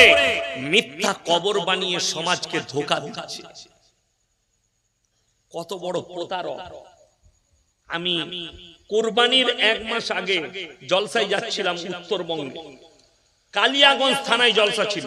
তো আমি আমার বাড়ি থেকে দার্জিলিং মোড়, পানাগড় থেকে রোড ধরেছি বোলপুর, বোলপুরের পরে রেলের গায়ে গায়ে আহমদপুর, ওই রুটে যাচ্ছিলাম। আহমদপুর আর বোলপুরের মধ্যখানে আমার গাড়ি কিছু যুবক আটকিয়েছে। আমি ড্রাইভারকে বললাম আমার দিকে পাঠাও। কি হয়েছে বা? বলে হুজুর আমরা ওরস করব। আলহামদুলিল্লাহ, ভালো জিনিস তো। বাবা ওরসে কি কি হয়? চাঁদা তো দেবো। হুজুর অনেক লোককে তাবাররুক খাওয়াই, বিভিন্ন জেলার মানুষ আছে, বিহার ঝাড়খণ্ড থেকেও মানুষ আছে। এমন কি কি পাওয়া যায়? বললে এই মাজার অমুক বাবার মাজার, যেটা চাইবেন সেটাই মনের বাসনা কামনা পূরণ হয়। এমন তাহলে তো পুরা বুকা। বলে কেন হুজুর? আমি তো গাড়ি দাঁড় করে চাঁদা তুলছিস কেন? বাবাকে গিয়ে বল ওরস করবো, বাবা টাকা দাও। তো এমনি চলে দিয়ে দিবে। কথাটা বুঝতে পেরেছেন না পারেন? বলছে বাবার মাজারে সব পাওয়া যায়, আর তোকে ওরস করার লেগে টাকা দিতে পারছেন। রাস্তায় গাড়ি আটকিয়ে সব ধর্মের মানুষের কাছে টাকা নিয়ে হারাম করে ওরস করব। আমি মৌলবি শওকতের বেটা ফতোয়া দিয়ে গেলাম, এটা যদি কোনো মূর্তি কেটে দেয় আমি জীবনে আর মেদিনীপুরে জলসা করব না। কেউ যদি গাড়ি আটকে চাঁদা তুলে জলসা করে, সেই জলসা করা জায়েজ নাই শরীয়তে। কেউ যদি আপনার গাড়ি আটকে চাঁদা তুলে মসজিদ করে, সেই মসজিদে নামাজ হবে না। কেউ যদি ওরস করুক আর যাই করুক, চাঁদা তুলে করলে শরীয়তে জায়েজ নাই। গাড়ি আটকে করা যাবে না, তোর বাপের পয়সা নাই করতে হবে না। এই যে জলসা, এই জলসা যদি গ্রামের যুবকরা করুক আর গ্রাম কমিটি যারাই করুক, যদি জুলুম করে চাঁদা নেয়, এই জলসা করার থেকে না করা অনেক বেশি উত্তম। তুই গরিব না বড় লোক জানি না, গ্রাম থেকে তোকে 1000 টাকা চাঁদা ফেলানো হয়েছে, সে বেচারা খেটে খায়, লোকের দৌড়ে কাজ করে, তাকে জোর জবরদস্তি 1000 টাকা চাঁদা লিখে, ওই জলসা করা জায়েজ নাই শরীয়তে। এটা আমি বলে গেলাম। খুশি করে মন থেকে কেউ দিচ্ছে, দিনের কাজ মন থেকে হয়। মসজিদের চাঁদা আপনারা মন থেকে দিলেন না, আপনাদের কাছে কাড়া হলো?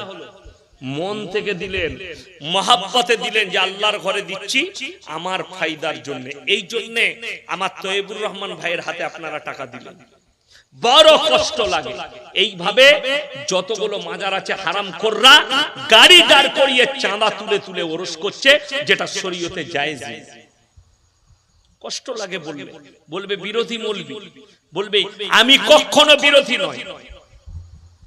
কেউ যদি কোনো মৌলবি দেখাতে পারে খাজা মঈনুদ্দিন চিশতি রাহমাতুল্লাহ আলাইহি তিনি লিখে গেছেন তিনার কিতাবে, আমি মরে যাওয়ার পরে আমার মাজার করবি, আমার মাজার করার পরে চাদর চড়াবি, সেখানে সিজদা করবি, সিন্নি দিবি, আর সেখানে তোরা যা পারবি ঢোল বাজনা গাঁজা সব চালাবি।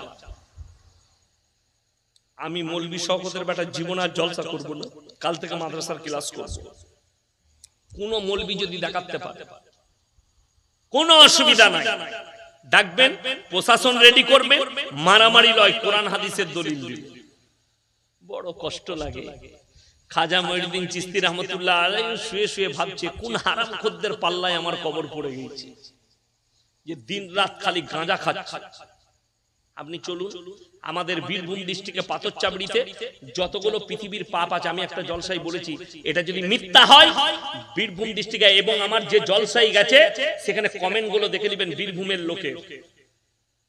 পশ্চিম বাংলায় আমাদের বর্ধমান হোক, বাঁকুড়া হোক, আর আশেপাশের জেলাগুলো, কেউ যদি কারোর বউকে নিয়ে আর মেয়েকে নিয়ে পালায়, কোথাও না খুঁজে পেলে পাথরচাবড়িতে খুঁজে পাবে। ওই মাজার ওখানে ঘর ভাড়া পাওয়া যায়। বাস্তব বললাম, এটা মিথ্যা নয়। কেন? যত রকমের পাপের আড্ডাখানা সেখানে খোলা হয়েছে। আপনারা বলুন, কবরস্থান পবিত্র জায়গা না নাপাক?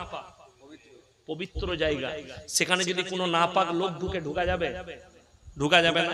খাজা মঈনুদ্দিন চিশতি রাহমাতুল্লাহ আলাইহি আজমিরের মাটিতে শুয়ে আছে, সেখানে অমিতাভ বচ্চনের ছেলের বিয়ে হয়েছে, তার বউকে নিয়ে আশীর্বাদ নিতে গেছে।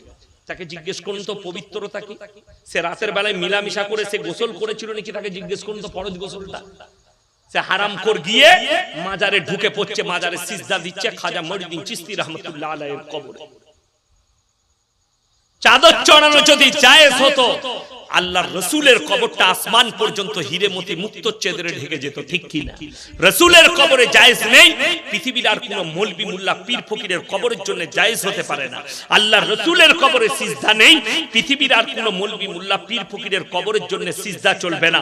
আল্লাহর রাসূলের কবরের সামনে দাঁড়িয়ে ভালো মন্দ চাইতে পাবেন না, পৃথিবীর আর কোনো মৌলবি মুল্লা পীর ফকিরের কবরে চাওয়া যাবে না। বড় কষ্ট লাগে।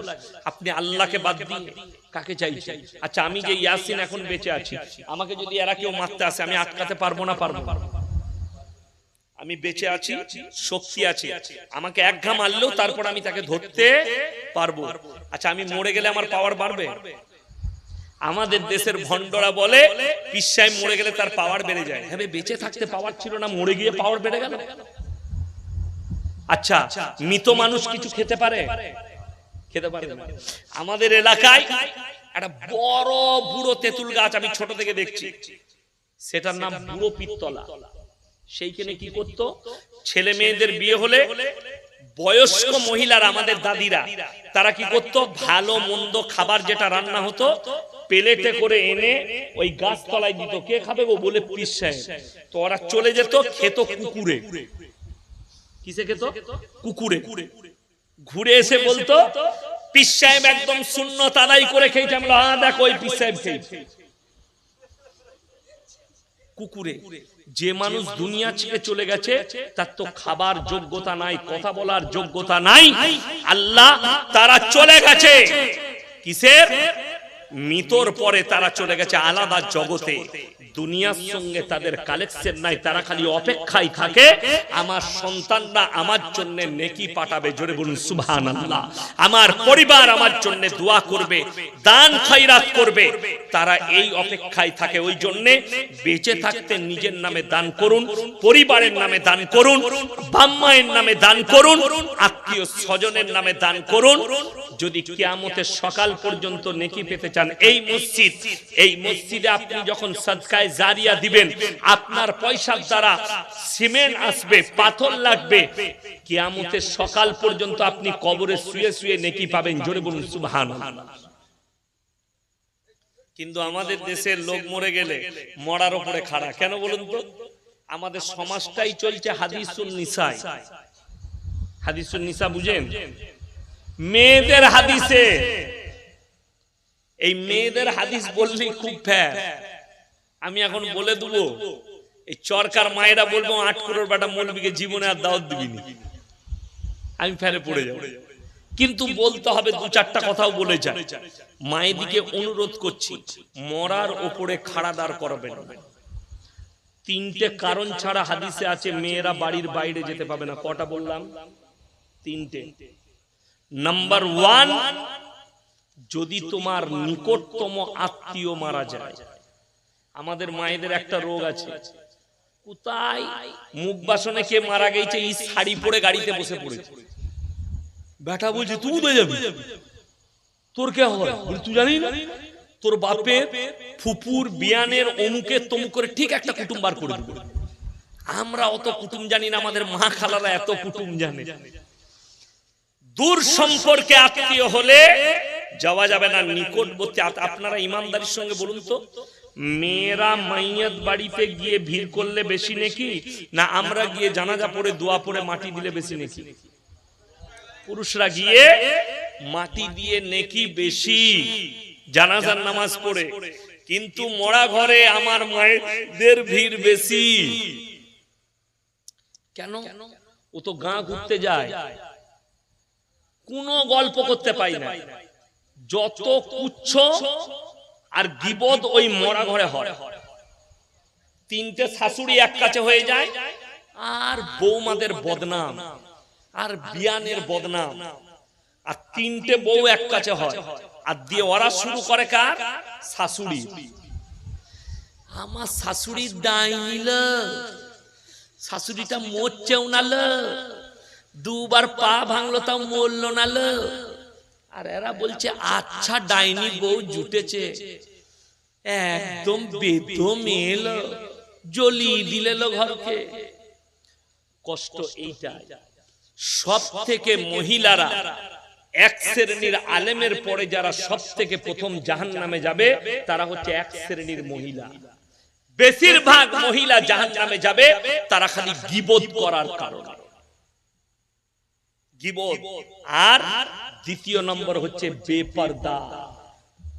আমরা মনে করেছি বোরকাটা পর্দা, আমরা মনে করেছি হিজাবটা পর্দা। না, হিজাব হচ্ছে শালীন পোশাক, বোরকা হচ্ছে বাধ্যতামূলক বাইরে যাওয়ার জন্য পোশাক, জানো কেউ না দেখতে পায়, যেটা বাধ্যতামূলক যেতে হচ্ছে।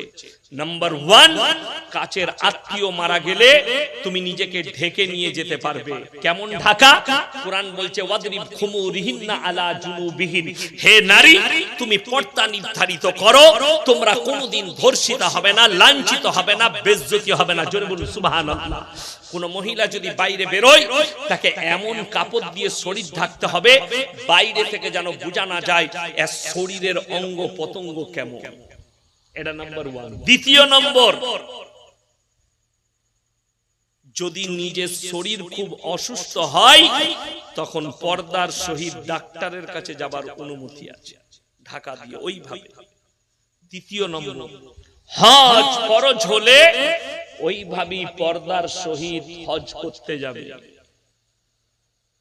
কিন্তু বড় কষ্ট লাগে, আমাদের খালুরা ঘরে, খালারা বাজারে। ঠিক বললাম না ভুল বললাম? একটা খুব সূক্ষ্ম কথা বুঝাচ্ছি, 1 মিনিটের লেগে গায়ে লাগবে। লাস্টের কথাটা যখন বলবো তখন আপনারা বুঝতে যাবেন আমি কি বলতে চাইলাম। যারা বেরেলিয়ান আছেন তারা বুঝে নেবেন। সকালে এটা আলোচনা করবেন, ইয়াসিন সাহেব রাত্রে কি বললো এটা বার কর, এটা বার করবেন এক সূত্রটা। এ তো ছোট ছেলে, আপনাদের ইমাম সাহেব আর আমি ক্লাস তো আমরা খুব কাছের বন্ধু। আচ্ছা, কাছের বন্ধু হলে ইয়ার কি হয় না? হয় না? আমি কেশপুর মাদ্রাসায় ঢুকেছিলাম, আমার সাথী এসেছিল দেখা করতে, হাফেজ মরগুব, কারি মরগুব আমার সাথে, রতনহাটিতে বাড়ি, মানে খুব বিছানার সাথী। আমি ওদের সঙ্গে এখনো মজাক করি, ওই রকমই ফোনেতে মজাক করে কথা বলি, তুতুকারি করে কথা বলি, যেরকম সাথী ছিলাম। তো এই কাছের ক্লোজ বন্ধু, আমি যদি তাকে জিজ্ঞেস করি ভাই তোর বইয়ের ব্লাউজের সাইজ কত, সম্পর্ক থাকবে না ছিন্ন হবে? সম্পর্ক ছিন্ন হয়ে গেল। কেন? তুমি এত বড় কথা বললে আমার বিবির জন্য, সম্পর্ক রাখলো না। আমার ভাই, বড় দুঃখের বিষয়, সম্পর্ক ছিন্ন করলো সামান্য এই কথার জন্য যে আমার বিবির জন্য এটা বলেছে। অথচ আপনার বিবিরকে বাজারে ঠেলে দিয়েছেন, একটা পর পুরুষ বসে আছে কাপড়ের দোকানে, সেখানে গিয়ে তোমার বিবি বলছে দাদা আমার একটা 36 সাইজের ব্লাউজ দাও, তখন তোকে লজ্জা লাগে না? কথা বুঝাতে পারলাম? মেয়েদের বাজারে যাওয়া হারাম, মেয়েদের বাজার করা হারাম, যাওয়া যাবে না। পুরুষের দায়িত্ব দেওয়া হয়েছে, কোরআনে আছে তোমার স্ত্রীকে তোমার জন্য খেতি বাড়ি করা হলো। জোরে বলুন সুবহানাল্লাহ। আমাদের দেশের ছেলেরা বউ যদি বলে তুমি কোথায় আছো, কেন বলে ব্লাউজ নেই আমার, সায়া ব্লাউজ আনতে হবে, তুই উচিত টোটো করে যাবি, যা নিয়ে চলে। হারামখোর, চায়ের দোকানে 3 ঘন্টা আড্ডা মারছে আর বউকে বলছে বাজারে চল যা, তুই কাপড় কিনে নিয়ে। তো তোর বউ পালাবে না, তা হুজুরের বউ পালাবে? কষ্টের বিষয় এটা। তুমি তোমার বউকে বাজারে ঠেলে দিয়েছো এই বেপরদাহির কারণে। দ্বিতীয় নম্বরটা শুনেলেন আমার মায়েরা খুব ভালো করে। আপনি বলছেন আমি মুমিন, ফজরের নামাজটা মসজিদে পড়লেন, ফজরের নামাজ পড়ে আপনি বউকে নিয়ে কেশপুরে যাবেন, না হলে মেদিনীপুরে ডাক্তার দেখাতে যাবেন, পেছনে বউকে বসিয়েছেন মোটরসাইকেলে, আপনার ফুল হাত শার্ট আর ফুল প্যান্ট, শরীর ঢাকা, আর পেছনে বউ শাড়ি পরে বসে আছে, পেটু বেরিয়ে আছে আর পিটু বেরিয়ে আছে। হাদিস শরীফে আছে যারা নিজেদের, যে মহিলারা নিজের পেট পিঠ মাথা চুল খুলে পর পুরুষের সামনে ঘুরবে, আল্লাহ কিয়ামতের দিনে ওই অঙ্গগুলো আগুন দিয়ে ঢাকবে। আমরা সবাই নিজের স্ত্রীকে পর্দায় রাখবো, সকলে জোরে বলুন ইনশাআল্লাহ।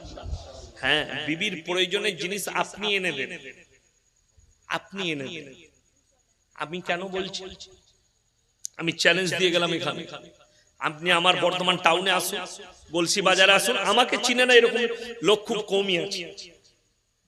যাদের হাতে অ্যান্ড্রয়েড মোবাইল আছে, সে হিন্দু ভাই হোক আর মুসলিম ভাই হোক, আমাকে চিনে। মোবাইল খুললেই আমাকে দেখতে পাবে, ইউটিউব ফেসবুক খুললেই আমাকে খুঁজে পাবে। আমার 70-80 হাজার জলসা ছুটছে ইউটিউব আর ফেসবুক, আমাকে খুললেই দেখতে পাবে, চিনে। কোন একটা দোকানে যদি আমার বর্তমান টাউন কিংবা গলসি বাজারে বলতে পারে ইয়াসিন সাহেবের স্ত্রী বোরকা পরে এসে একটা রুমাল কিনেছে, আমি মৌলভী শওকতের বেটা জীবনে আর বক্তব্য দেব না। চ্যালেঞ্জ। সবাই নিজের বিবিদিকে পর্দায় রাখবো, সকলে জোরে বলুন ইনশাআল্লাহ। মেয়েদের হাদিস মানবেন না।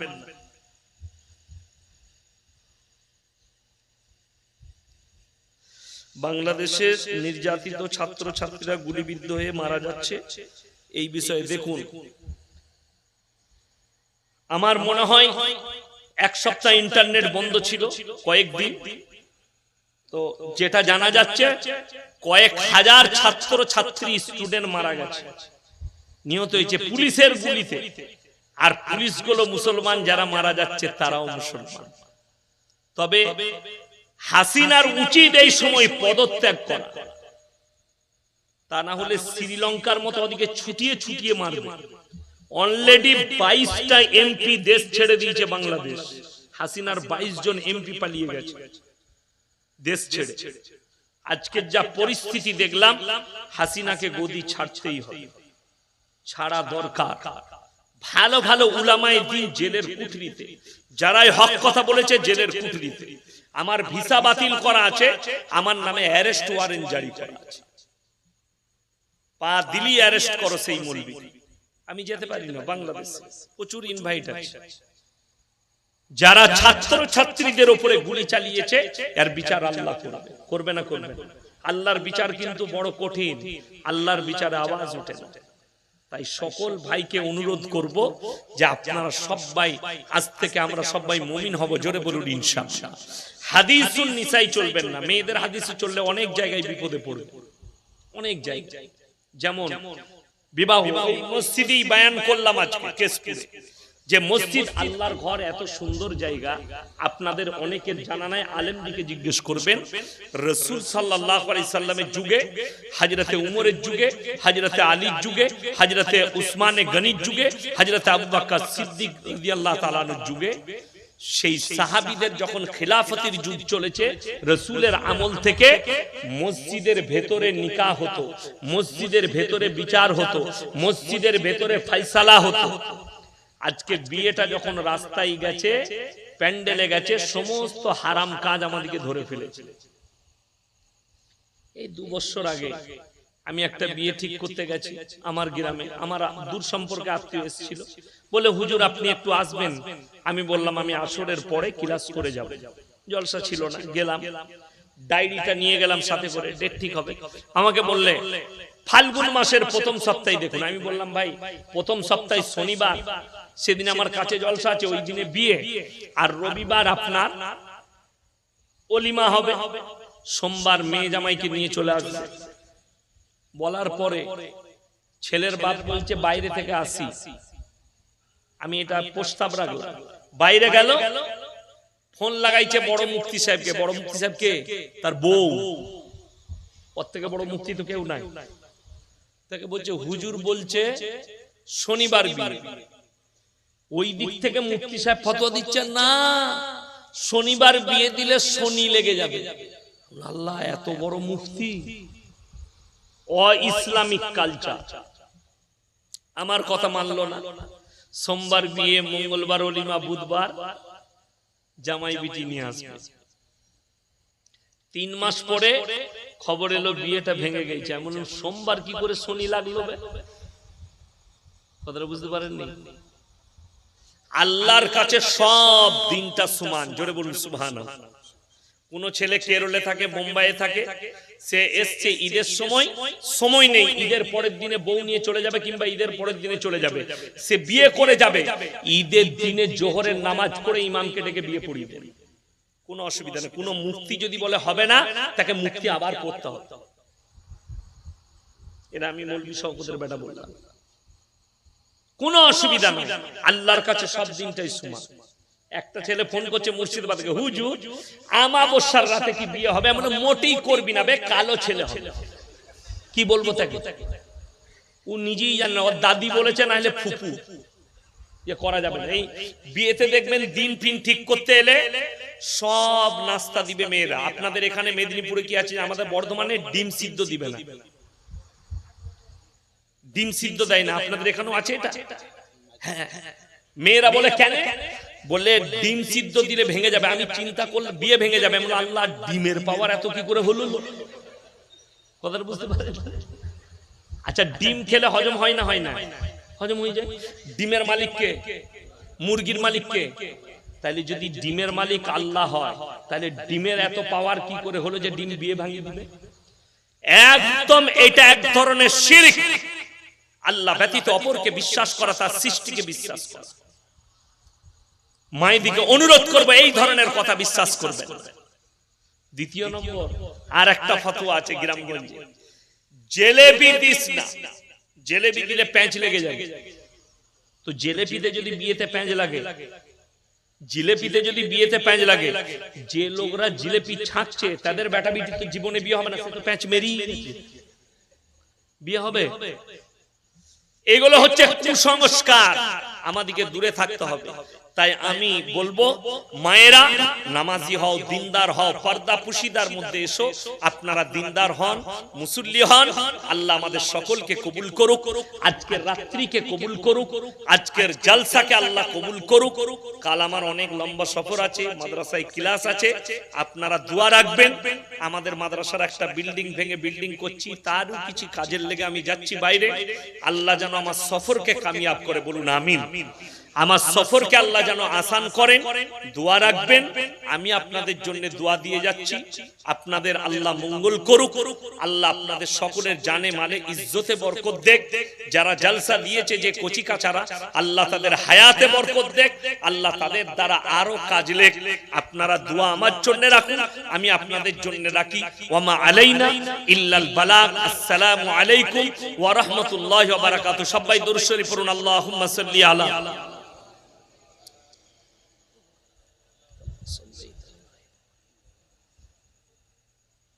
ربنا آتنا في الدنيا حسنة وفي الآخرة حسنة وقنا عذاب النار ربنا لا تزغ قلوبنا بعد إذ هديتنا وهب لنا من لدنك رحمة إنك أنت الوهاب ربنا اغفر لنا ولإخواننا الذين سبقونا بالإيمان ولا تجعل في قلوبنا غلا للذين آمنوا ربنا إنك رؤوف رحيم يا الله हमरा गुनाहगार खताकार बदकार सियाकार गुनाह के माफ করে দাও खता के दरगुजर করে দাও আমাদের সকলকে তুমি পরহেজগার মুত্তাকি দিনদার বানিয়ে দাও, তোমার দিনের প্রতি পরিচালিত করে নাও। আমরা অসহায় আর দুর্বল ভিখারির মতো হাত দুটো তুলে ধরেছি, তুমি আমাদের হাতকে ফিরিয়ে দিও না। আজকের এই মজমায় যে সমস্ত ভাইয়েরা, মায়েরা, বোনেরা আমরা হাত তুলেছি, আমাদের হাত তোলার পূর্বে বিগত জীবনের সমস্ত সাগীরা কবীরা, জাহিরি বাতিনি, দিনের দিবালয়ে, রাতের অন্ধকারে, জেনে অজেনে যত পাপ করেছি সব তুমি ক্ষমা করে দাও। আমাদের পূর্বপুরুষ যারা দুনিয়া থেকে চলে গেছে তাদের কবরের দিকে জান্নাতুল ফিরদৌসের দরজা খুলে দাও। ওগো আল্লাহ, ওগো আল্লাহ, আমরা যখন দুনিয়া থেকে যাব আমাদের কবরকে আসান করে দিও, কালমার সঙ্গে খাতমা নসিব করো, কিয়ামতের ময়দানকে আসান করে দিও। তোমার রাসূলের হাতে হাউজে কাউসার তুমি দান করো, তোমার রাসূলের পাশে বসার তুমি তৌফিক দান করো। ওগো আল্লাহ, যেভাবে চললে তুমি রাজি খুশি হবে সেইভাবে চলার তুমি তৌফিক দান করো। ওগো আল্লাহ, যে আমার কচি কাঁচা ভাইয়েরা যারা জালসা দিয়েছে তুমি তাদের জানের মালের ইজ্জতের বরকত দাও, তাদের কারবারের বরকত দাও। ওগো আল্লাহ, এই মসজিদের যত কাজ বাকি আছে তোমার গায়েবী মদদের দ্বারা পূরণ করে দাও। যে ভাইয়েরা তোমার ঘরের জন্য হাত বাড়িয়েছে তুমি তাদের দিকে রহমতের হাত বাড়িয়ে দাও, তাদের জানে মালে ইজ্জতে বরকত দাও। আমাদের সকলের জানে মালে ইজ্জতে কারবারে ব্যবসা বাণিজ্যই বরকত দাও। ওগো আল্লাহ, পশ্চিম বাংলার তথা ভারতবর্ষের যেখানে যেখানে দুর্যোগ চলছে আল্লাহ, যে এলাকাগুলোয় বন্যা হয়েছে সেখানকার মানুষ পেরেশানির হালতে আছে, তুমি পেরেশানিকে দূর করে দাও। বন্যা দুর্গত মানুষ থেকে তুমি হেফাজত করো। খাস করে কেরলের কয়েক হাজার মানুষ চাপা পড়ে গেছে আল্লাহ, তুমি তাদের মধ্যে মুমিন দিকে তুমি জান্নাতুল ফিরদৌস দান করো। যারা চলে গেছে তাদের আত্মার শান্তির কামনা করছি। ওগো আল্লাহ, জানি না তুমি কাকে ভালোবাসো। কত উলামায়ে দ্বীন হাত তুলেছে, কত ইমাম সাহেব, কত মাদ্রাসা তালবিল, কত নওজওয়ান, কত বৃদ্ধ বাবাজি, কত মুরব্বী, কত মা বোন, তুমি যার হাত তোলাকে পছন্দ করো তার মুখের দিকে তাকিয়ে আমাদের দোয়াকে কবুল করে নাও। আমাদের এই টুটি ফুটি দোয়াকে হুজুর পাক সাল্লাল্লাহু আলাইহি ওয়াসাল্লামের সাদকে তুলে কবুল করে নাও। রব্বানা হাব লানা মিন আজওয়াজিনা ওয়া যুররিয়াতিনা কুররাতা আয়ুন ওয়াজআলনা লিল মুত্তাকিনা ইমামা।